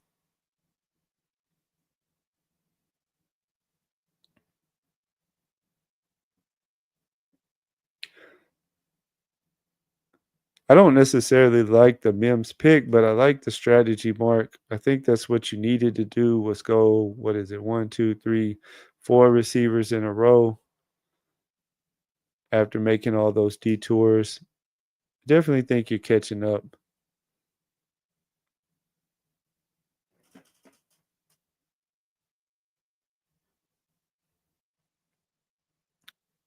Let's see. Not loving anything right in this area. I don't love any of the position players. So we're going to go ahead and lock down Lawrence. That is the quarterback that we had in mind to pair with BTJ.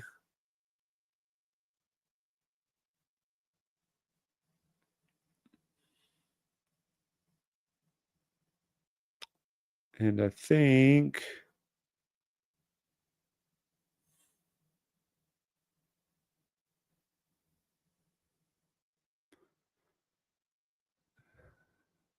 we're going to go Ray Davis.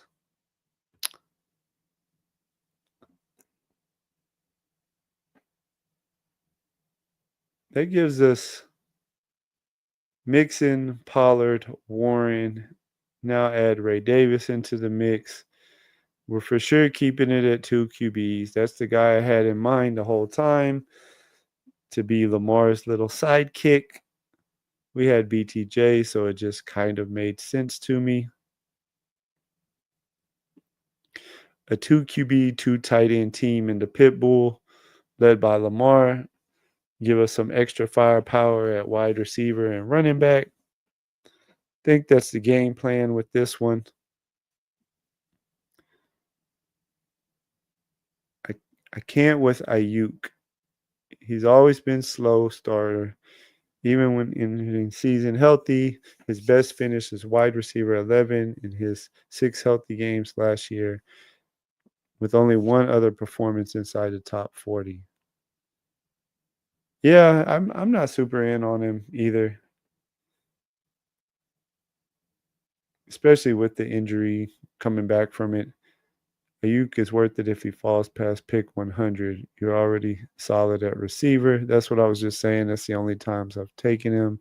Same with Cup. Yes, the times I've taken Cup, kind of same deal. He's fallen a little bit, and he's ended up being like my fifth receiver or something.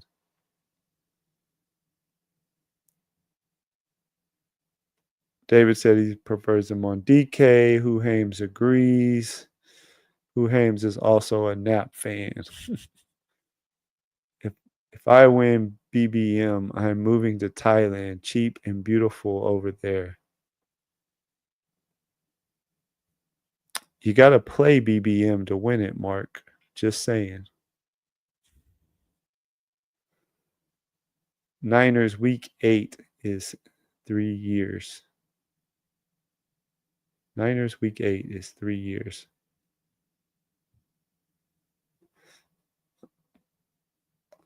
I don't get that one, who?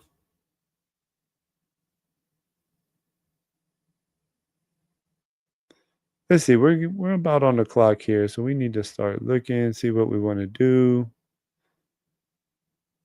It's going to be like pick 155. See what's out there at running back first. We got some later running backs in mind that we want to get.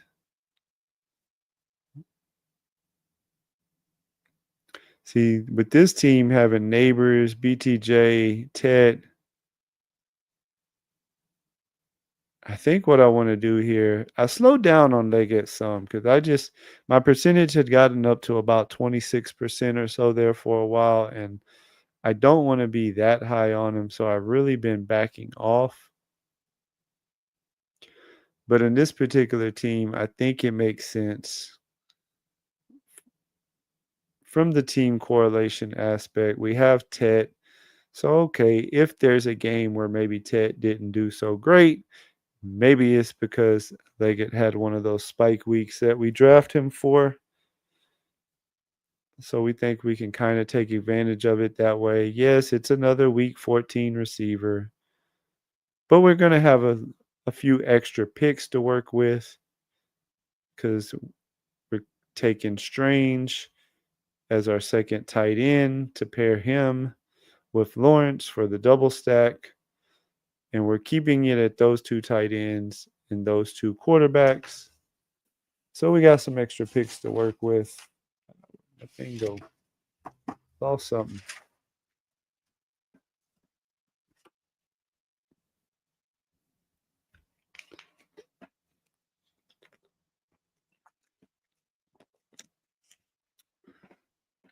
So by doing that, let's see, we'll probably end up with like what would that be? Maybe like a 2-6-8-2 is what I'm kind of thinking. If so, we can take two more receivers that don't have week 14 bye weeks, in which case we'll be just fine. On week 14, we'll still have BTJ, Bateman, and whatever two later round receivers we draft. And it's just 1 week, right? If we got 4 wide receivers, chances are at least 3 of them can get us some points. BTJ should get us good points every week. Maybe it's a week that Bateman does good. We'll have 2 tight ends. One of those could hit the flex. One of these running backs could hit the flex that week. But I think that's what we're going to end up doing.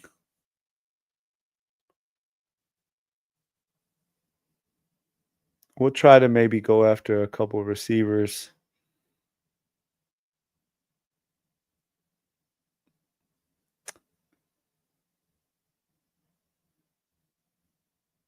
Um, look at something on a different sheet real quick.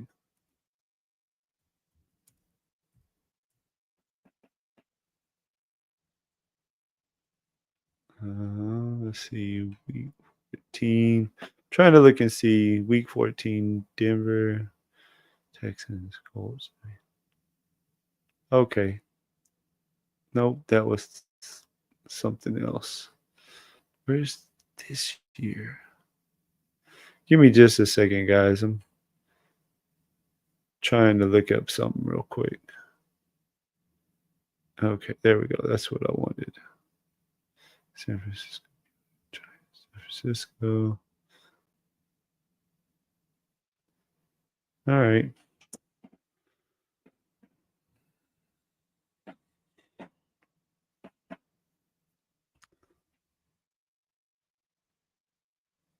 We'll grab Huhame's boy, Pat Bryant. He should be involved by week 14, right?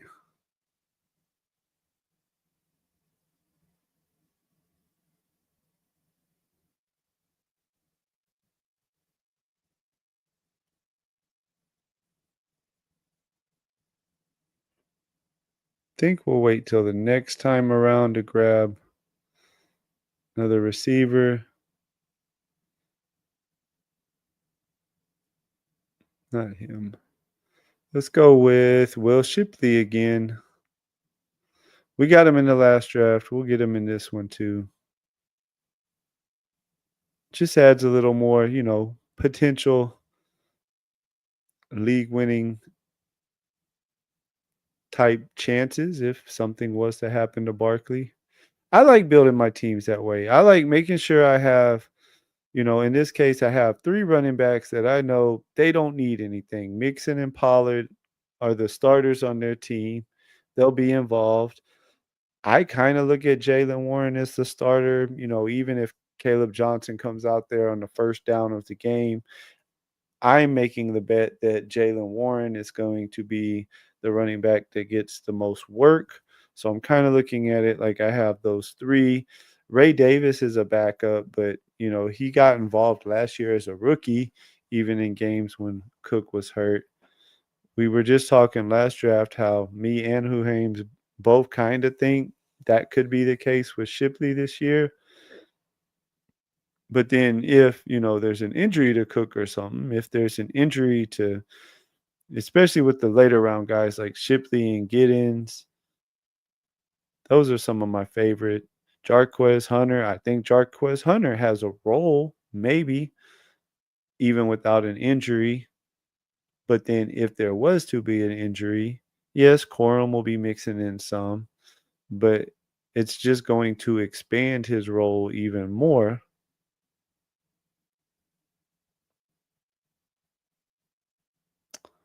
See what Mark's up to over there. Mark took McGiddens. That's pretty early on him, 175. But I guess if he's the guy you like, then go get him.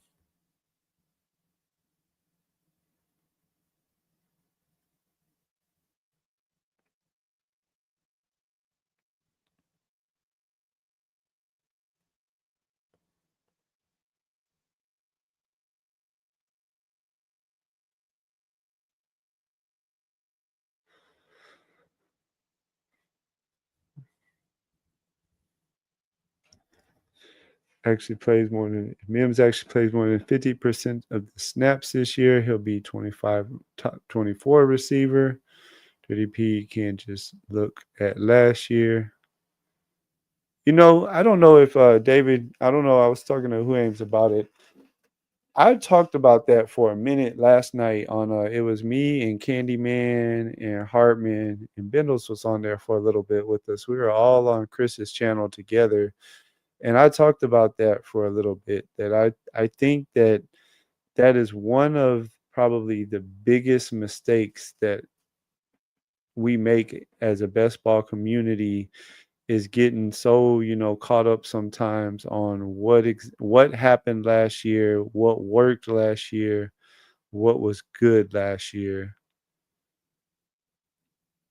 And the example that I gave, let's see, there's two running backs that we like there.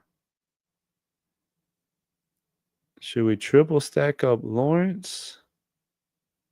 Sure, why not?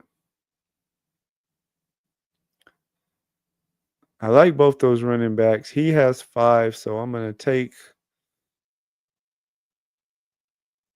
Brown first because assuming he doesn't, the 12 hole doesn't take both Smith and Hunter, which he didn't. We're okay with whichever one of them comes back to us. We may still end up getting our choice. I have a lot more Smith than I do Hunter, so we'll take Hunter. But I talked about it. We'll call out the team in a second, and then David will hop in an eliminator next. Since you requested it, you kind of talked me into it. We'll switch the flavor up a little bit. But I talked about it last night. You know, we get so caught up sometimes, and just look at the last 2 years. So last year, myself included, I drafted way too many of my teams. One, I was on DraftKings, which I think over there, maybe zero RB sometimes can be the best, or hero RB because it's a full PPR site. Receptions matter a little more. You can get later running backs who just catch passes and can be very helpful. But I drafted way too many of my teams as just complete zero RB or maybe hero RB teams. Had almost none thinking back that were like super strong running back starts, 2 running backs in the first 3 rounds or something like that. Why did I do that? Because 2 reasons. One, the year before that, I drafted a decent amount of zero RB and hero RB teams the first year that I played a lot of volume, and I had a lot of good success. I made the finals in a couple small tournaments in DraftKings, and I made the finals in their big Millie one. Had some other teams that, made it to the semifinals. And so, flash forward to last year, well, hey, almost all of my teams that were successful were these type of builds. So that's clearly what's going to work again, right? And so then, yeah, you listen to all the content. Last year, everybody was, super into zero RB. It's the way to go. The quarterbacks didn't do that well. The receivers, had a down year overall. Some of them got hurt. Some quarterbacks had down years. Running backs stayed healthy and completely smashed. And now this year, I feel like there's a lot of people that are maybe falling into that same trap and overcorrecting.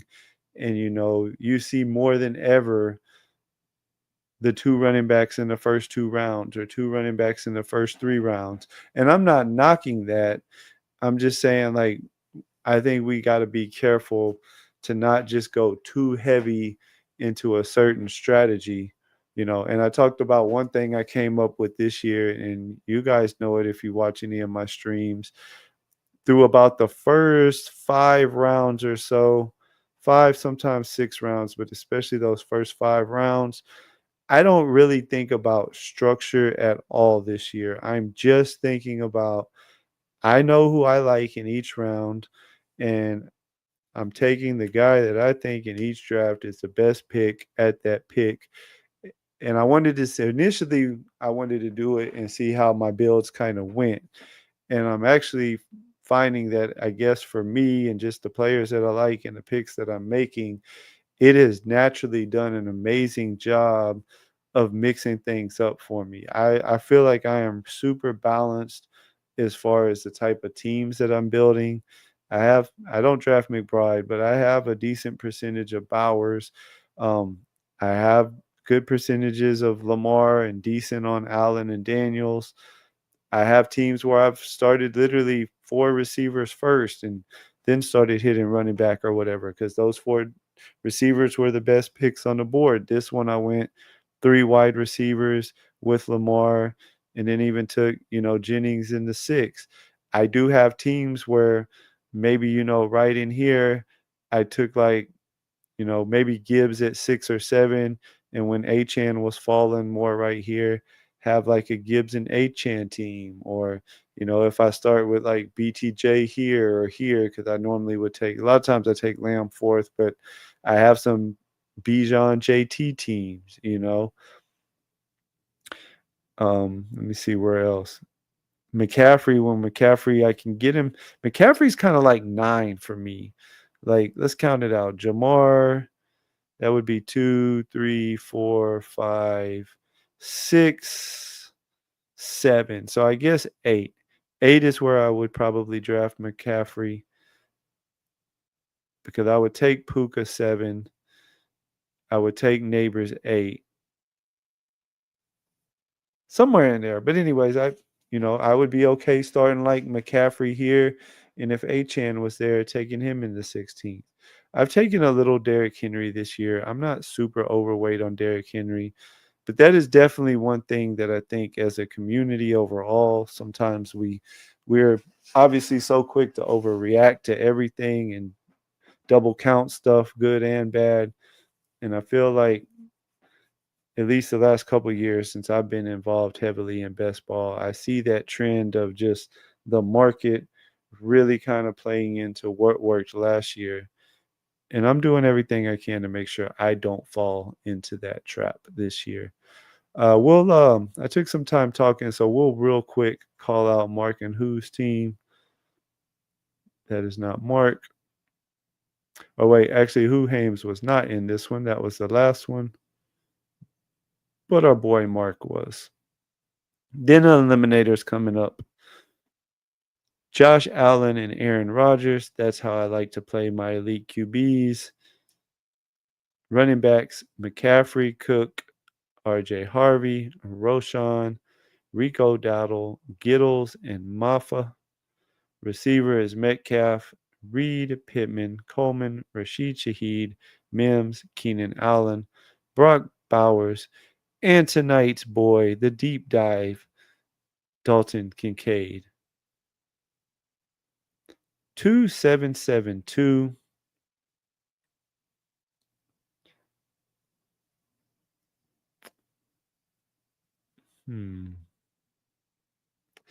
I almost would say with a McCaffrey and Cook team, maybe better keeping it at 6. But I do like what you did. The debate right now is we know Gibbs has a major role. And so you took Roshan thinking he's going to be that. And then you got your boy Maffa taking a shot on him from Dallas because we don't know who is going to be the Dallas running back. And there is a world. I know it was I showed you that tweet, or I tagged you in a tweet today where they were talking about the new offensive coordinator there. They're probably going to be running a lot of gap scheme, which fits Maffa really well. That particular article was kind of comparing him to James Conner, who runs in the same scheme that the guy's bringing over or whatever from Arizona. So in that particular case, I think 8 is fine. I mean, not 8, 7. Let's see the receivers. Metcalf, Reed, Pittman, Coleman, Rashid Shaheed, Mims, and Allen. Yeah, I mean, it's being nitpicky, but maybe you could have left Maffa off and, threw some random receiver on there as an 8th receiver just in case Mims doesn't come through and maybe Keenan Allen doesn't end up playing football. But because in the case that Allen doesn't play football and Mims is still just a part-time player, but maybe doesn't have those explosive weeks, then you're kind of left with just Metcalf and Reed and Pittman and Coleman and Shaheed. But if those 2 work out, those 7 can get you by, considering you have Bowers, you have Josh Allen, you have a really strong running back room overall. I like it. It can work. I think you built it pretty nicely. I went with the 2-6-8-2. Lamar and T-Law, Mixon, Pollard, Warren, Davis, Shipley, and Jarquez Hunter. Like my running back room. Neighbors, BTJ, Tet, Jennings, Rashard Bateman, Leggett, Pat Bryant, had to get some brownie points from Who since I'm gonna be on his channel Monday, and Diami Brown, Mark Andrews, and Strange as my tight ends. Let's go get in an eliminator, guys. If anybody wants to draft it with me, David recommended one. I was gonna just do pit bulls all stream, but we'll switch it up. Where'd it go? Did I pass it? There it is. We'll do a 20-second clock. 20-second eliminator. Enter it in 5, 4, 3, 2, 1. It's getting late. Hopefully there'll be some spots. Oh yeah, I'm gonna need a bunch of y'all to jump in it because we still have 11 spots to fill. So go ahead and hop in the eliminator and let's fill that bad boy up. Guess it gives me plenty of time to come over here and switch my percentages on the best ball overlay thing.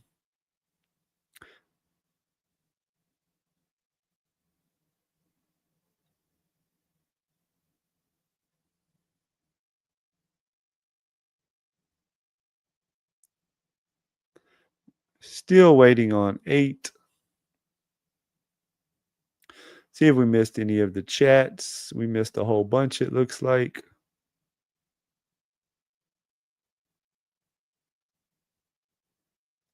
Let's see, where'd we leave off at?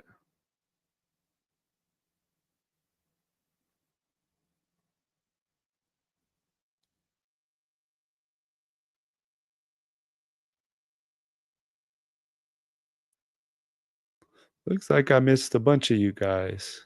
We'll just pick a spot and get in it. It's a bunch that I missed. Sorry about that, guys.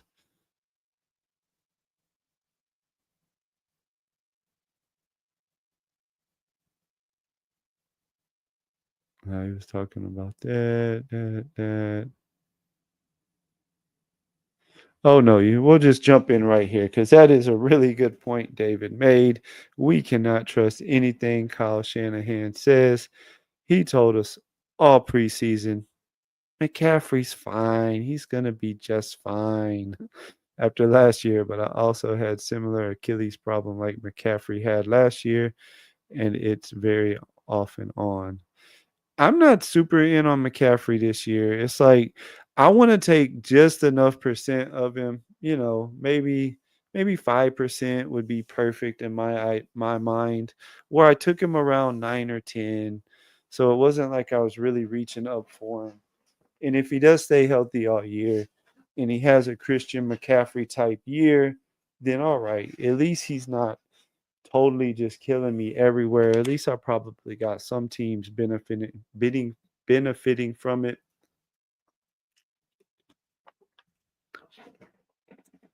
I wish he would have stayed in like the early round 2 because I would have been a lot more into him still there.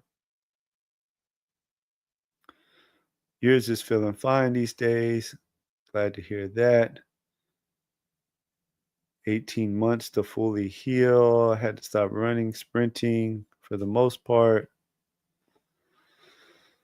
It does sound bad for a pro athlete, especially a running back. I'm still not into McCaffrey. Probably that's what I was just saying. About 5 to 8%, somewhere in there. Just enough to where like if he's healthy all year and he's CMC, all right, you got what they call it, your exposure blanket. I guess they call that more like the 3 or 4%. So maybe an exposure quilt comforter, something a little thicker than a blanket. And winning teams are made in rounds 10 through 18. I'd agree with that. I had Tyrone Tracy and Bucky and Bowers last year. I had a lot of Bowers last year. Bowers was my number one target just because I didn't think he would have quite as good a season as what he ended up having, but I definitely thought that he would have a pretty good year, and he's an amazing talent. I don't know if y'all saw my dog hopping off the couch in the background there, one of my lazy fat dogs. They like to hang out in here with me at night when I'm streaming. I wonder if he farted. My dogs are nasty. They'll like fart and then leave the area. Like, I don't want to smell that crap. Saquon killed all season, but scored 9 points week 15 last year.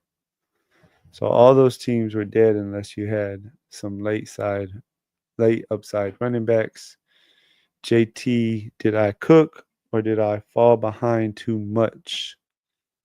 I don't know if you typed that before I went over your team. I liked your team. You know, the one thing I would have done different on that team is instead of Mafa, since you did have some extra picks, only going two quarterbacks and two tight ends, I believe. I think I would have did it like I did mine with the six running backs and the eighth receiver. I mean, you had CMC and who was your second one? Cook on that team, I believe. So, and then you had a third one that was pretty decent, pretty good running back too. So I would have probably kept the team at six just to give you one extra bullet at wide receiver. Maybe that would have been a good team for your Austin pick. But overall, I like the team. I definitely don't think it's dead. We can be the two that advances, get out of the pod. Let's see who all made their way in here. David's in here with us. Mark is in here with us.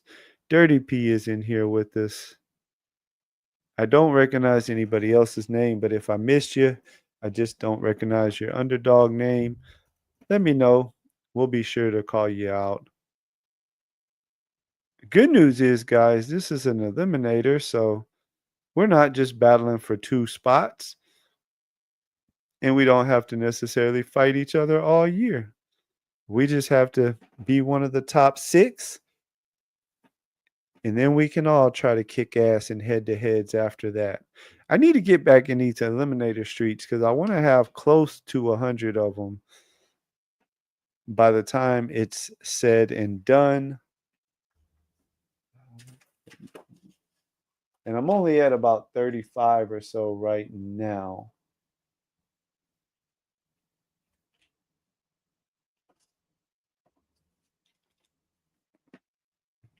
I don't know if I'll quite make 100, but I want to have at least 70 of them would be nice.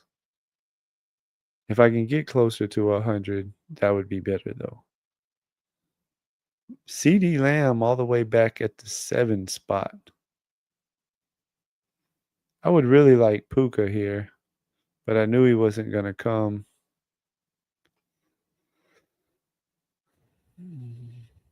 We'll go Derrick Henry.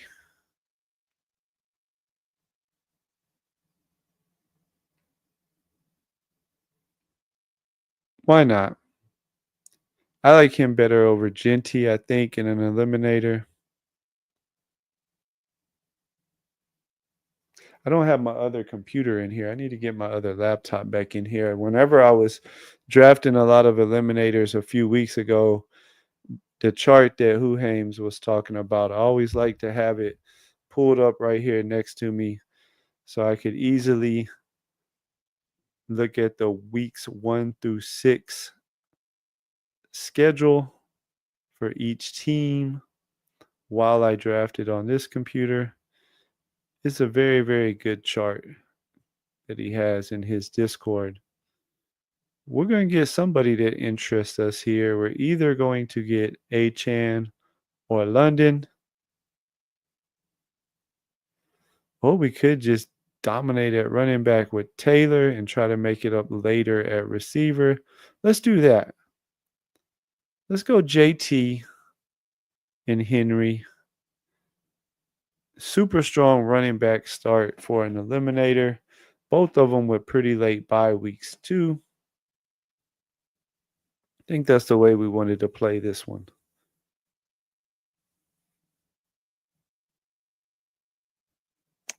It's the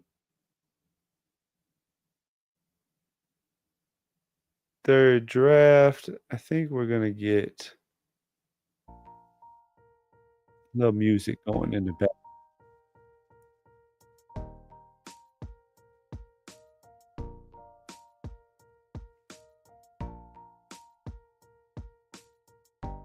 Who's doing what? Dirty P with the receiver start, Puka in London. Nothing wrong with that. Looking at these on the board, that's probably the exact picks I would have made the 8 spot. Mark went with CMC Bowers. David with Bijan and Tyreek Hill.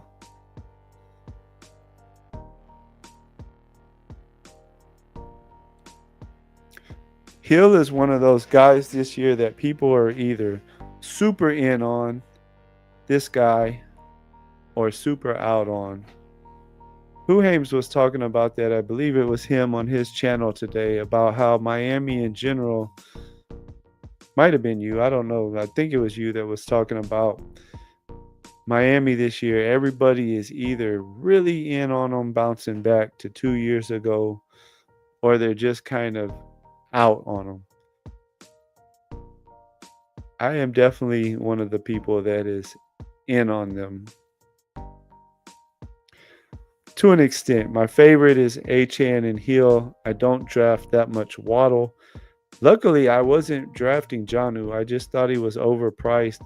I looked it up today when who was talking about it, and have like 1 point something percent Jonnu. So I dodged that bullet.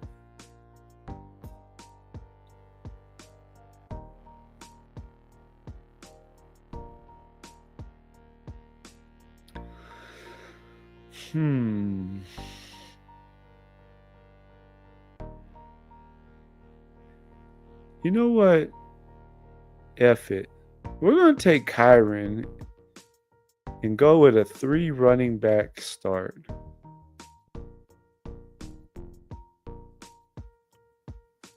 Probably just go punt tight end and really eat it late. Probably 2 later tight ends. Gonna have to miss out on an elite quarterback probably with this particular build. The big 3 are gone anyways.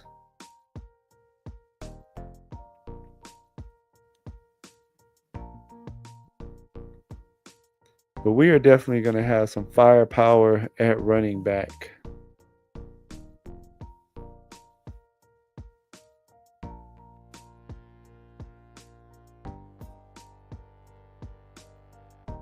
Huhaim said it was him. I thought it was you. I am definitely super in on him this year. We're about to be on the clock. Let me make my pick, then I'll try to catch back up some.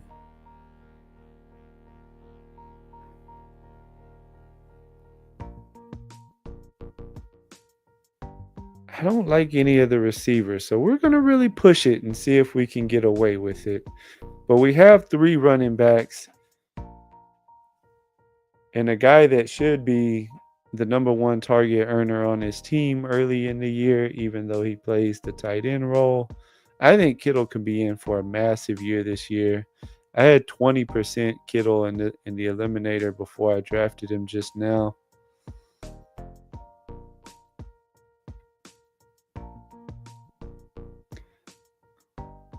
We're really pushing it, but we can catch up at the eliminator. There's a lot of what I call eliminator ass receivers that you can get late in the draft.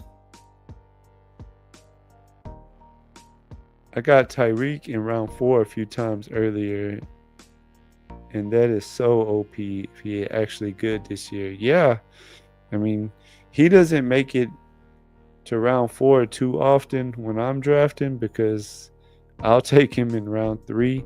I talked about that to somebody. I don't remember. Maybe it was earlier tonight. I don't know. I talk a lot. I'm a streamer. But in round 3, oh yeah, it was in the first draft. I was talking about doing, I know the eliminators, the quarterbacks go earlier anyways, but in regular tournaments, I'm actually thinking about starting to take Lamar in this early 3rd round spot for 2 reasons. One, he almost always goes over here on the right somewhere. So it'll give me not only my good percentage of Lamar where he normally goes, but then it'll give me a decent amount of Lamar on the left side of the board, which he doesn't go a lot in regular tournaments. And because I just don't like a lot of the other 3rd round picks early, it's almost always Garrett Wilson, which I'm getting a pretty crazy high amount of, and I want to, as much as I like him, I want to try to back off a little bit. And I also have a lot of Tyreek for that same reason.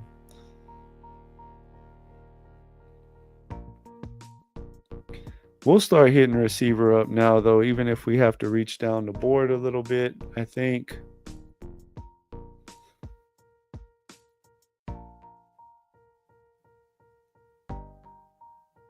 As much as I like Pickens and Worthy, I feel like Ridley might be a little more consistent. And he also has a pretty high floor. And he has spike week potential. Well, never mind. Ridley just went. I think we'll go with Pickens. I think I like him in Eliminator a little more than Worthy.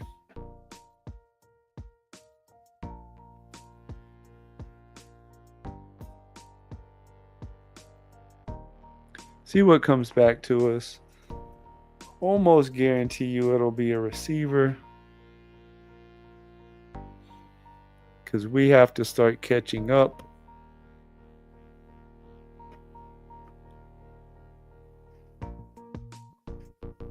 Couple guys we have in mind.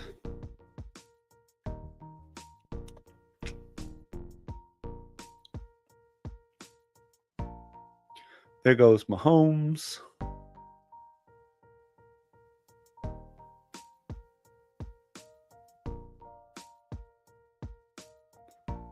We'll take Jennings. That gives us probably two of the best, if not the best, passing pieces, especially early on, which this is an eliminator from San Francisco. We can keep an eye on Purdy here in a little bit, maybe try to pair him up with him. They have a really late bye week, so we don't even have to worry about it as far as having too much from one team. I mean, if we're in week 14, I think it's like maybe it's either $4,000 or $8,000 that your payday is up to by week 14, one of the two. Haven't did the math on it in a little bit. It's either week 12 or week 13 that you start. I think it's week 12 you start making like 2,000, and then it doubles basically, so like week 13 then would be like 14,000. I mean 4,000. In week 14, I believe, is 8,000. I don't know. If anybody knows, let me know.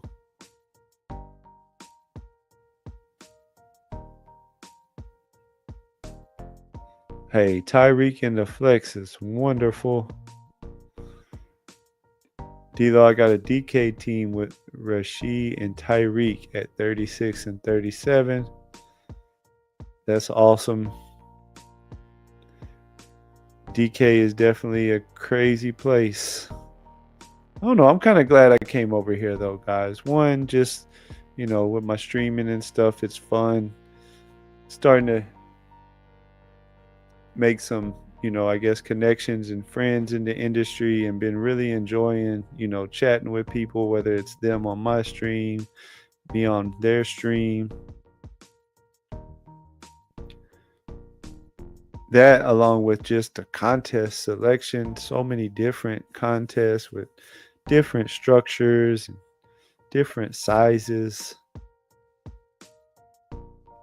different types of games, eliminators, superflex. I am enjoying myself over here.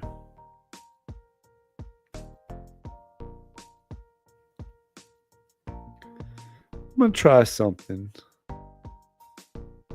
Oh, I wanted Diggs right there, but he went.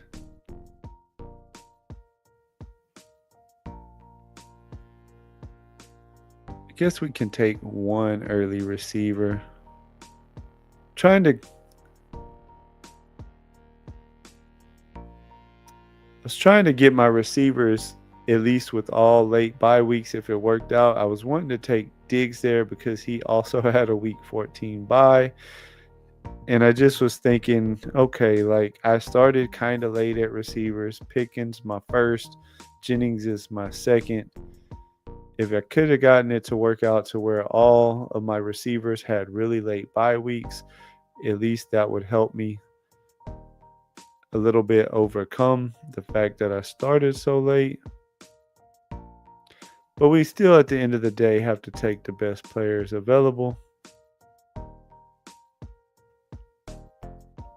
The plan after starting Henry, Taylor, and Kyron is probably just to chill for a while at running back.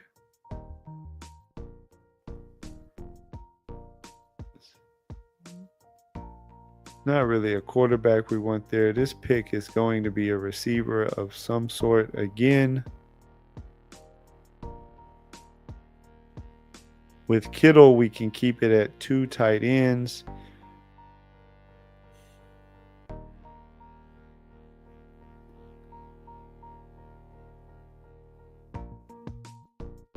Let's get Michael Pittman for our 4th receiver. We're catching up a little bit. Pickens, Jennings, Reed, and Pittman. We can get by with those 4 receivers as our top 4 with the running back room of Henry, Taylor, and Kyron. I'm liking how it's coming together, guys. Y'all tell me what you think. Let's see who else is cooking. What's Mark doing over there? CMC, Bowers, Jaden.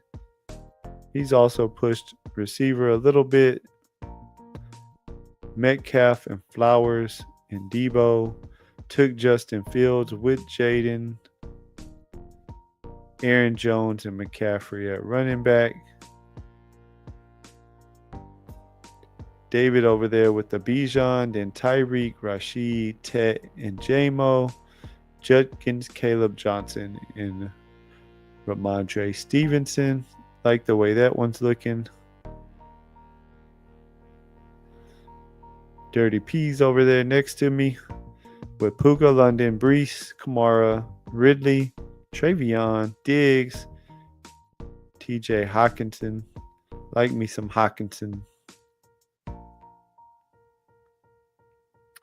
I like what you guys got going on.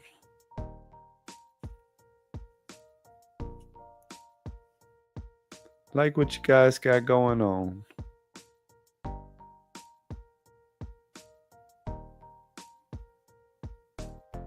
Oh no, it is good, my man. Don't worry about it.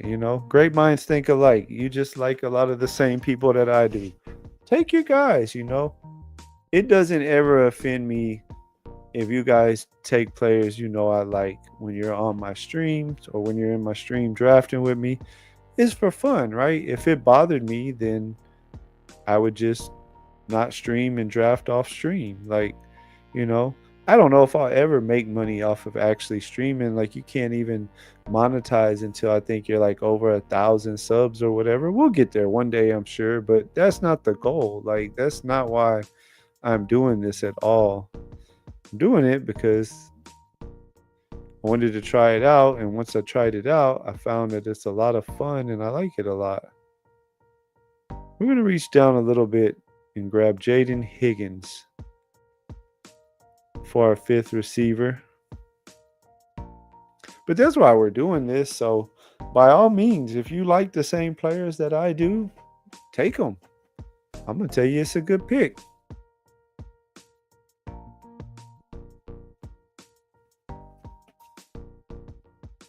Got to start figuring out what we want to do at quarterback, though. We missed out on Purdy. I didn't think he would come all the way back, but I didn't want to take him there with the Pittman pick because I really needed to make sure I caught up well enough at receiver. We know for sure we're going to go with 3 quarterbacks of some sort.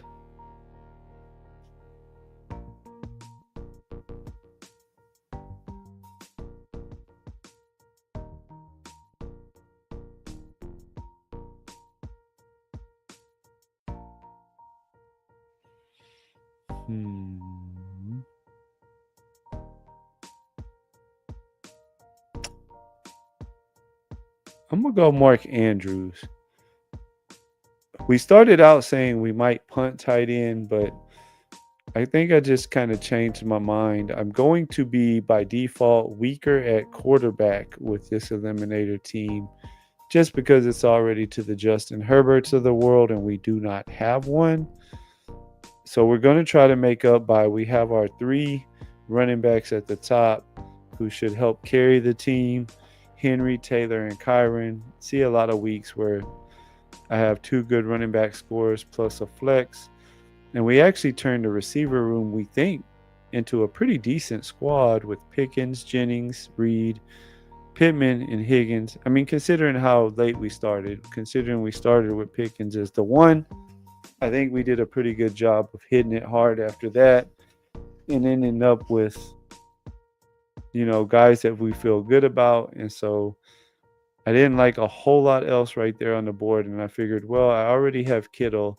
If I take Andrews and just of course, leave it at those 2 tight ends, but with Kittles and Andrews, those 2 are actually good enough that I should get a pretty nice score. If could get lucky, and maybe the weeks that Kittle doesn't have that great of a game, maybe that's the weeks Andrew does.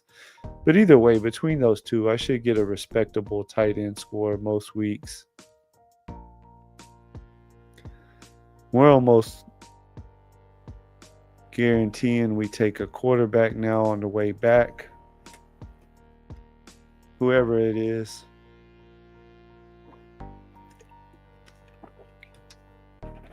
Part of it is I know I want 3 quarterbacks on this team, so we figured if we're going to have 3 quarterbacks with none of them being, guys with most of the guys that we think of as having the rushing upside are gone.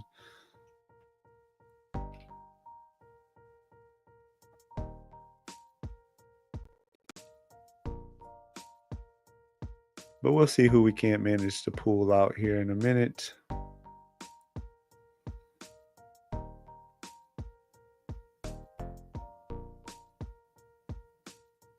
We did end up taking Reed.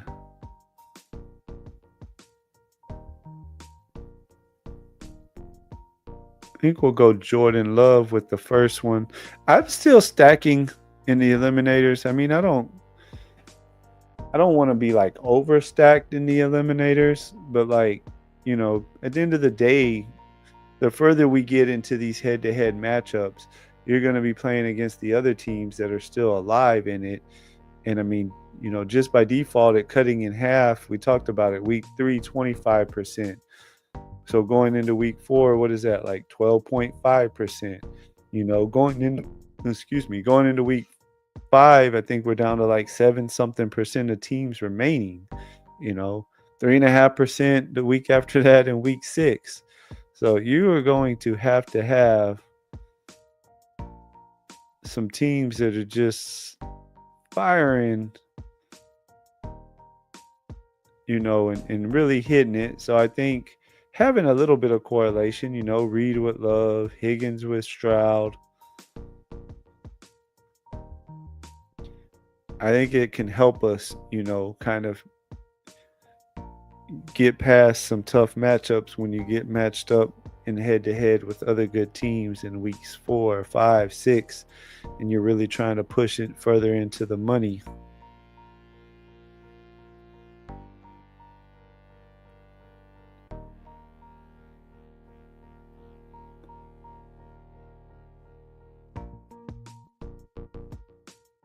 Yes, lots of people do try to collude on DK, and they don't really do much about it. Me too. I keep telling y'all, kid in the candy store. I'm loving Underdog. Wish I would have switched over here years ago, to be honest with you. Keep talking on my guys. We already read that comment. Sorry.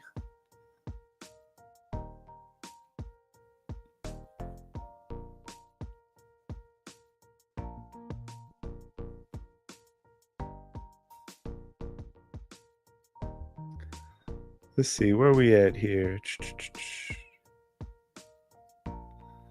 Round 13. D'Lo went Ibuka, Ray Davis, and Tua with his last 3 picks. Mark went Spears, Hollywood, and Trey Benson. Dirty P went JK, Penix, and Burden.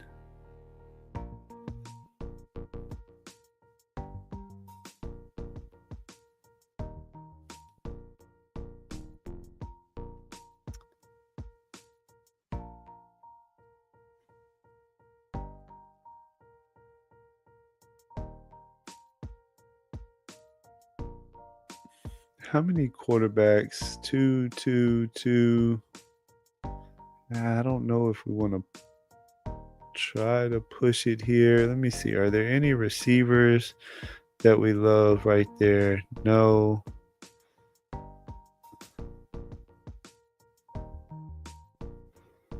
Matthew Stafford just went. We better take us a quarterback before we miss out. I'm going to get Cam Ward. He has a little bit later bye week than Geno does.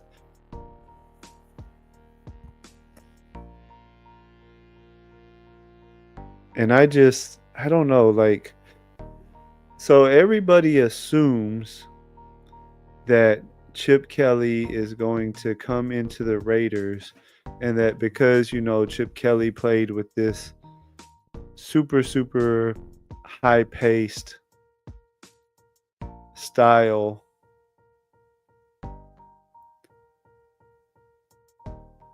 whenever he was last in the NFL, we need to get us a running back. We need to add a little depth here and there now. We think Rico Dowdle is a good pick here, so we'll click him. Everybody thinks that Chip Kelly's going to play with this super, super high-paced style in Vegas because that's what he did when he was in Philly. That's what he did was in San Francisco. And I'm starting to kind of, rethink that because, yes, that is true. But last year, again, it's college, not the NFL. But Ohio State actually played at a really, really slow pace last year. Like, pretty slow, especially considering it's Chip Kelly. And then all of the years, for the most part,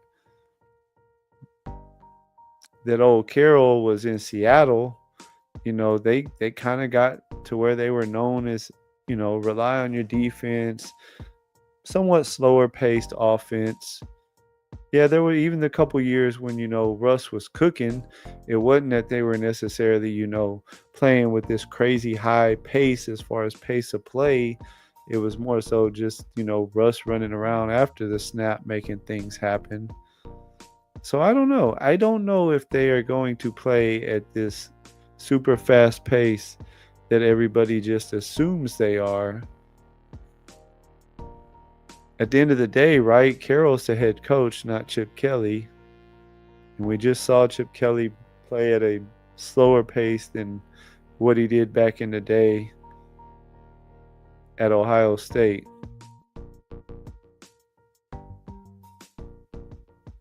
Multi-tabling on your phone. I don't like multi-tabling. I have a very straight focused mind. It doesn't work the best for me. I always end up forgetting about one of them and getting an auto pick or something. So I try not to be honest.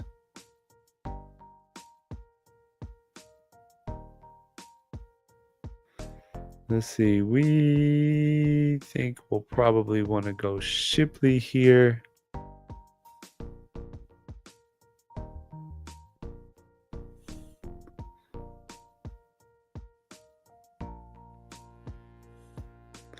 Yeah, let's get our fifth running back. We'll take Shipley.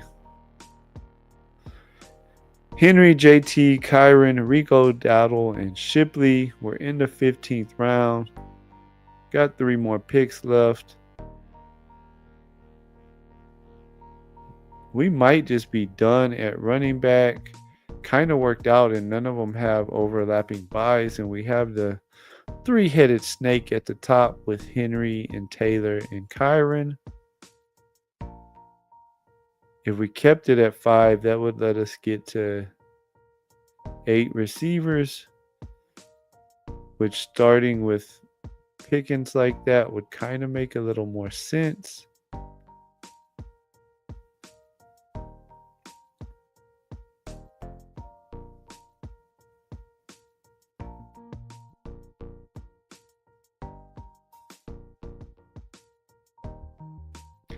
If he doesn't go here, we're going to take Dobbs. That's a nice little value. ADP of 155. And we're in the 180s, boys.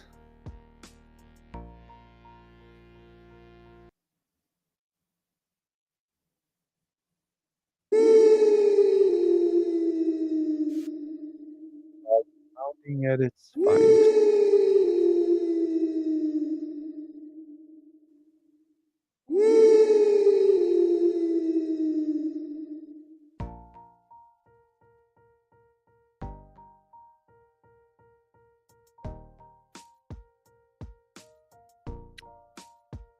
And we're not scared of the bye weeks. We have Reed and Dobbs.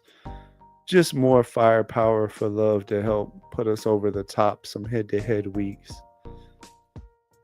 We're already going to have Pickens, Jennings, and Michael Pittman and Jaden Higgins all still available at receiver in week 5, so it'll be fine. Because we will still be there in week 5. And we're taking 2 more receivers. We've kind of already determined that. I have 40% Keenan Allen in the eliminator. I really hope that man signs somewhere soon. I don't have as much of that in regular tournaments, but I know it's pretty high in regular tournaments also.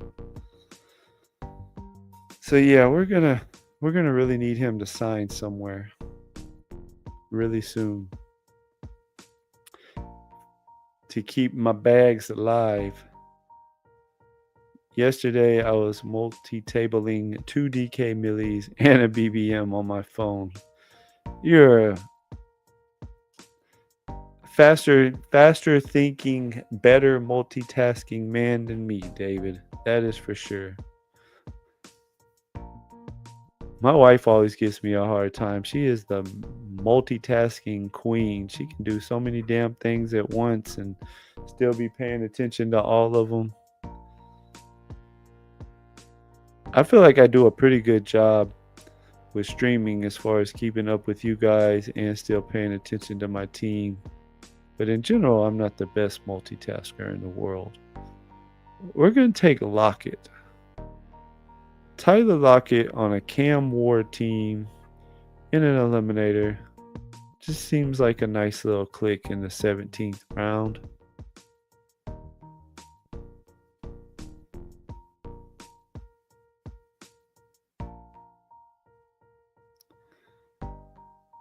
Then we'll have to figure out what we want to do with that last pick.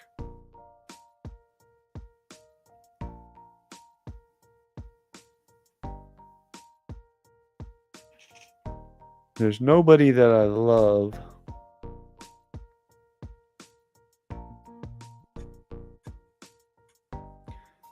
Could go with the Io Manor guy, but I just don't know how much he's going to play early.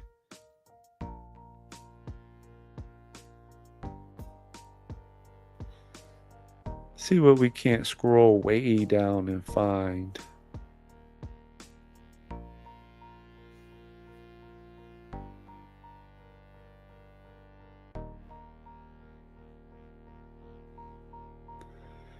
Let's go with Justin Herbert's old boy, maybe.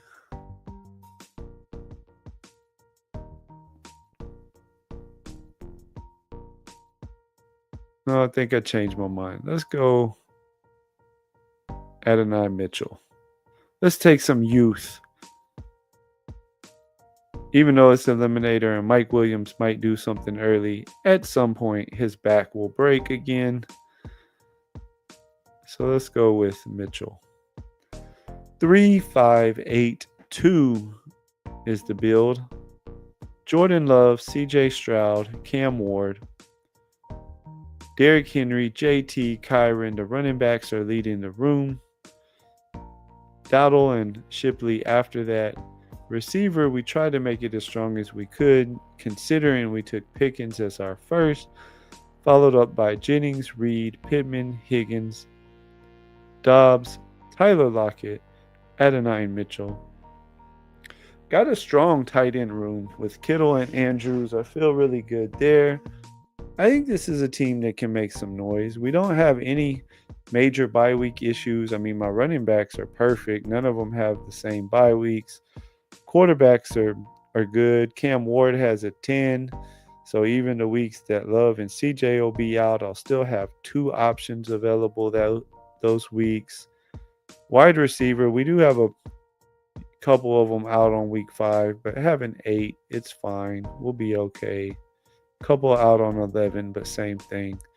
I like the team overall. You guys tell me what you think. I'm gonna start doing that. I always, us streamers, we always talk about your team. You guys tell me what you think. Did I do okay? Is it a decent eliminator team? Are we figuring this underdog world out? I think I'm a pretty good drafter. Let's see what David did over there. 3672, Baker Tua, and Sam Darnold. We only have 2 good quarterbacks, my friend. Y'all know how I feel about Sam Darnold. But if you're going to take him, the eliminator is a spot to do it because I do think, as bad as he could play, I think he's safe through his week 8 bye at least. And some people are really into him. Bijan, Quinshon Judkins, Caleb Johnson, Stevenson, Ray Davis, Taj Brooks. Nothing wrong with that running back room there. I like that. I mean, Ramondre, I'm into Ramondre. Me and Mark were just talking about that the other day. I think he's being slept on some.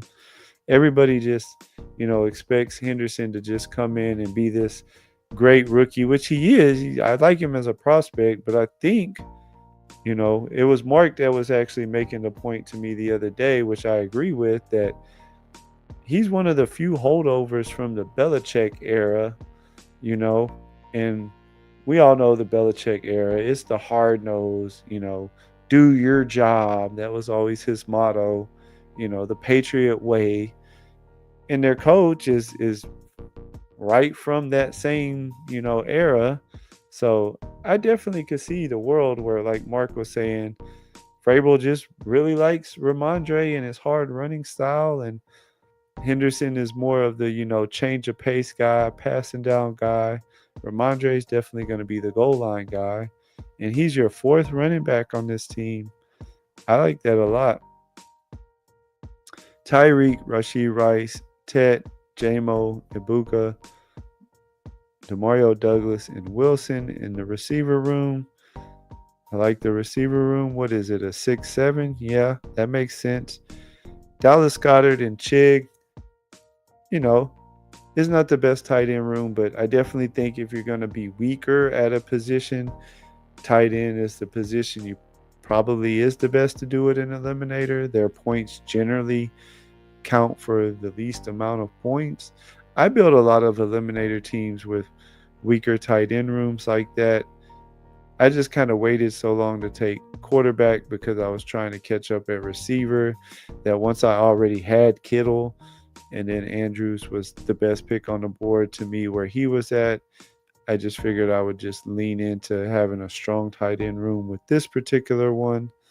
Mark went with the 3-6-7-2. Jaden and Fields and Aaron Rodgers. CMC, Jones, Najee, Spears, Vincent, Raheem Morris, DK Metcalf, Flowers, Debo, Hollywood, Leggett, Pat Bryant, Calvin Austin, Brock Bowers, and Mason Taylor at tight end. 3-6-7-2. CMC, Jones, Najee, Spears, Vincent, Raheem Morris. Metcalf and Flowers, Debo, Brown. I like the team. My initial thoughts looking over it was with Jaden and with Fields, I would almost say even in an eliminator, I would like keeping that at 2. But the fact that you did Rodgers on a Metcalf team, and then you did also throw Austin on there as your last one, they might get in some games where they have to kind of sling it around, whether they're playing from behind or whether they're trailing. And you had already made the pick as Metcalf as your first receiver. So on this particular team, I think that did make a lot of sense. You didn't need the extra piece anywhere else. I mean, your running back room, Najee's your third. Then you got Spears and Benson and Morris. So I think your running back room is strong enough. Receiver room, how much would an eighth receiver with Rogers' pick really helped? It might have helped a little bit, but I think you're good enough to get by. Let's look. Yeah, your bye weeks are fine. I mean, you have Debo and Pat Bryant, but I don't worry as much about the bye week crossover when they're late like that, because again, if you make it to week 12 and you get kicked out because your receiver room didn't show up and you had Debo and Pat Bryant both on buys, you made $2,000. You're happy about it. You're not mad at all. You're playing more best ball probably next year than you did this year. So I don't worry about it when they're late like that. I like your team, Mark. Good team. Think it's a good bill for an eliminator. Who else? There was someone in here. Oh yeah, Dirty P. 3672. Drake May, Michael Penix, Matthew Stafford, Brees Hall, Kamara, Travion Henderson, Dobbins, Jarquez Hunter, and Giddens. Puka, London, Ridley, Diggs, Burden, Atwell, Dontavian Wicks, TJ Hawkinson, and Henry. That's a good tight end room. I like building like that a lot. A lot of times I do end up with like a Hawkinson or an Andrews and then just take the one tight end with them late for a two tight end build. Hope that the first guy kind of carries the team most weeks. Receivers, can't say nothing wrong with that. I mean, the Puka and London start. You got Ridley, who I was going to take, but again, not mad at you. I think he's a great pick in any format, much less the eliminator. Diggs as your fourth. You got some, rookie firepower with Burden. Atwell made sense because you have Stafford. Drake May, Penix, and Stafford. That's a nice little mix at quarterback. Hall, Kamara, Henderson, Dobbins, Jarquez Hunter, and Giddens. I mean, for an eliminator, you do have you have these two who are more of your, if an injury happens, is when they're really going to help you. Yes, Hunter might have a role, and he is paired with Stafford. So the times that Hunter does have a good game for you, it's probably going to pay off because it probably involves Stafford throwing him the ball. As long as Dobbins is really, getting half the work in Denver, maybe he's their goal line back. And as long as Travion is involved early and everything, you do have Hall and Kamara. It's a good team. I don't think it's bad. Enough firepower at receiver to help get you by a weaker running back room. Weaker depth-wise. I mean, you have Hall up top, and Kamara's a for sure starter. But, just behind those, it kind of gets a little iffy for an eliminator, in my opinion. But again, you have 4 strong receivers up top who should be all number ones for their team. So that can help carry you through that.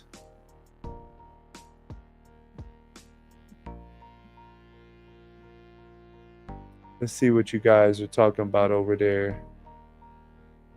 Oh, wrong one.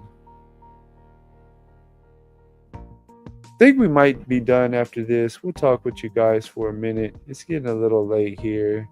Difficult multi-tabling, missed that one. Those running backs are nice, JT. Thank you. I appreciate it. Yeah. I don't know. Did I even call out my team? I think I did. I called my team out. Y'all know what it was.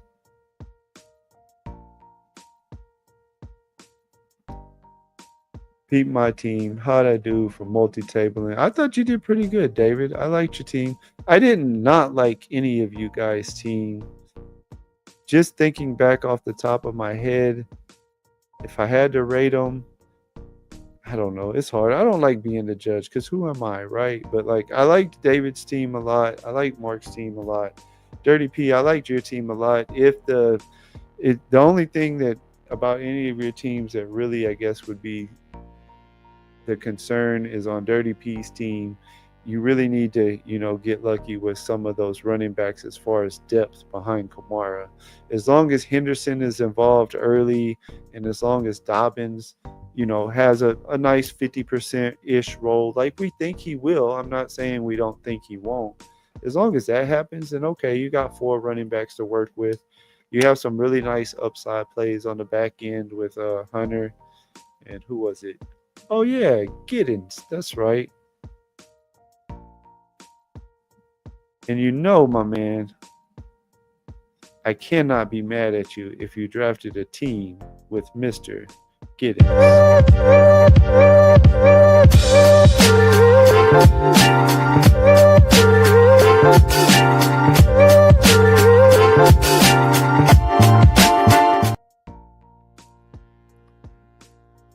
That highlight where he put Sanders flat on his butt is probably my favorite highlight of all my clips.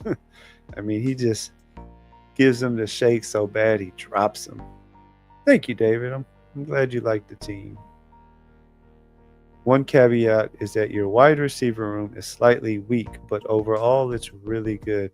Yeah, we talked about it all the way through the draft. Just the way it worked out, here, let's do this. Let's go back and let's look at the actual board real quick. Because I remember my original plan with this Kittle pick, like after I made the Kyron pick for 3 straight, I was really, really hoping that Adams or Evans, one of those two would come back here. And then they definitely would have been, a click. I would have went them over Kittle. But when both of them win, I was like, well, I guess I can really push this and take Kittle, and then at least I'll have a strong tight end. And so then after that, I knew I had to catch up. So that's why I just took the 4 straight receivers. But by doing that, we had this little run of QBs here, Bo Nix, Drake, Prescott, Mayfield, Purdy. So then by the time it got back to me, I was like, well, you know what? I already missed out on having some of those quarterbacks that I liked because I was trying to catch up with receiver. So that's when I decided, well, let me get Andrews with Kittle, and then at least I have a really strong tight end room between Kittles and Andrews with my really strong running back room to help make up for what's going to be a weaker QB room and a somewhat weaker wide receiver room also. Then we took the 3 straight quarterbacks. Maybe I could have went with some more receivers here, but I just don't like guys like Palmer and Besh and Quentin Johnson, De'Ami Brown. Maybe I could have went Pat Bryant, but I just figured, well, took Dowdle. And actually, I couldn't have got Pat Bryant because it's going that way. So I took Rico, I took Shipley, and just figured I'd be knowing I could just be done, finish it out with 3 more wide receivers for depth. I think it helped a little bit. We got that. It was about a 30 pick drop on Dobbs, and he kind of paired up with Love. We'll hope it can get by. We'll see. But yes, the wide receiver room is definitely a little weak. And ideally, I would like to have a little bit better quarterback room. But that's the thing. I talk about it with you guys all the time. And I think that's what I didn't even think about moving over here. But I love the challenge because I am a very Mark will tell you guys, I am very competitive at anything I do, whether it's a freaking board game or anything. I'm just super competitive by nature. And so I like that challenge, and with 18-round draft and with, in general, the player pool being so much better on Underdog than it is on DraftKings, I'm actually, just from a fun perspective, enjoying it more because you really have to think out your teams, right? Like I didn't have to do stuff like that on DraftKings. Like if I started 3 straight running backs, and then I even grabbed a tight end in the 6th round, whatever. I got 20 picks. I'll make up at quarterback. I'll make up at receiver. But I had to make those decisions here, and that's purposely why I took the Mark Andrews pick, because I didn't like the receivers that were on the board there. So in my mind, I was like, well, at least if by doing this, then I'll have 2 areas that are really strong. I have Kittles and Andrews. They can carry a tight end room really nice. I got my 3-headed snake at the top of the running back room that should, give me some nice points. That'll kind of, help make up for what'll be a weaker quarterback, a weaker wide receiver room. Your first two running backs have early buys, which isn't ideal, but I think Cam will be good all year. Yeah, no, I know. Oh, you're talking about quarterbacks, not running backs, I'm guessing, right? Yeah, Stroud and Love. Yeah, because like JT is in the 11th. But yeah, and that's part of why I took Cam, because the other, I figured by week 5 and 6, and maybe he'll be running around a little bit. And again, we try to do the best that we can do. Oh yeah, there you go. You corrected. Yo, happy 4th, everyone. What's up, Crossface? Good to see you in here, my man. Good to see you in here. Better late than never, right? We just pulling levers and hoping reels line up. Yeah, for sure. Exactly, man. Exactly. That's the fun of it. I talk about it all the time, and for the most part, everybody in the community is so awesome, and there's nothing wrong with having healthy debates, whether it's player takes. I'm gonna be out on some guys that you're in on. We don't know what kind of teams are gonna hit this year, because a lot of it has to do with how the craziness and chaos of the NFL plays out. Is there gonna be a certain position that just gets pummeled with injuries this year, or what surprise teams that we think are going to be really bad are going to come out of nowhere and be really good, you know? QB is the hardest on DK because they all get picked up super early. Yeah, but it also, I talk about that too. That's the beauty of DraftKings to me, is that QBs don't matter. Whereas here, like, you see me drafting a lot of Lamar Allen's my guy. I have a decent percent of Allen. I have a decent percent of Daniels, because on DraftKings, with the bonuses, right? The bonuses help all the other positions way more, because what I mean by that is, we have, what is it, 7 positions between your 3 wide receivers, your 2 running backs, your flex, and even your tight end, although they don't hit 100 yards that much unless they're one of the true elites, and then they still don't do it a lot. But that's 7 other positions that on any given week, it's not that crazy for 3 or 4 of those 7 starting positions to all hit the bonus, so that's 15, 20 extra points that you're getting from your position players. Whereas even if a quarterback hits your bonus, you're getting just 5 points. So, I've heard before some people, say like the QBs get a bonus on DraftKings. Yeah, they do, but also it's full PPR. So you're getting 1 point from every reception, which running backs, receivers, and tight ends all catch the ball. So if you really look at it and you digest it and you do the math and stuff on it, if you take your team's total score, like on DraftKings, the quarterback score is going to account for a smaller percent of your team's overall score. It's going to make up less of that team's overall score than what it does over here on Underdog, with it being only half-point PPR, with there not being any bonuses.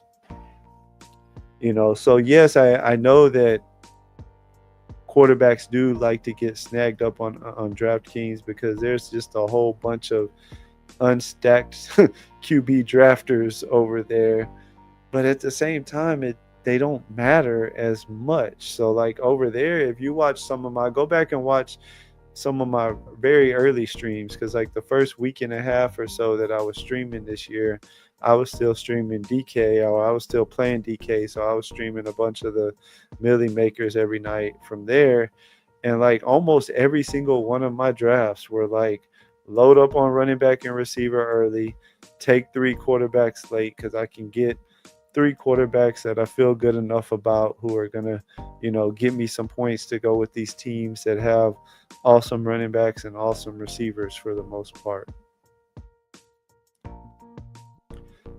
Don't ever play Risk with JT. He has the luckiest rolls and will steal your countries. Ah, the good old Risk days. That's not luck, Mark. It's all about you get the liquor in you and you get to shaking the dice at just the right little rhythm. Blah, blah. Send them back to home skippy land. That's the game. Risk is fun when you get a bunch of people drinking with you.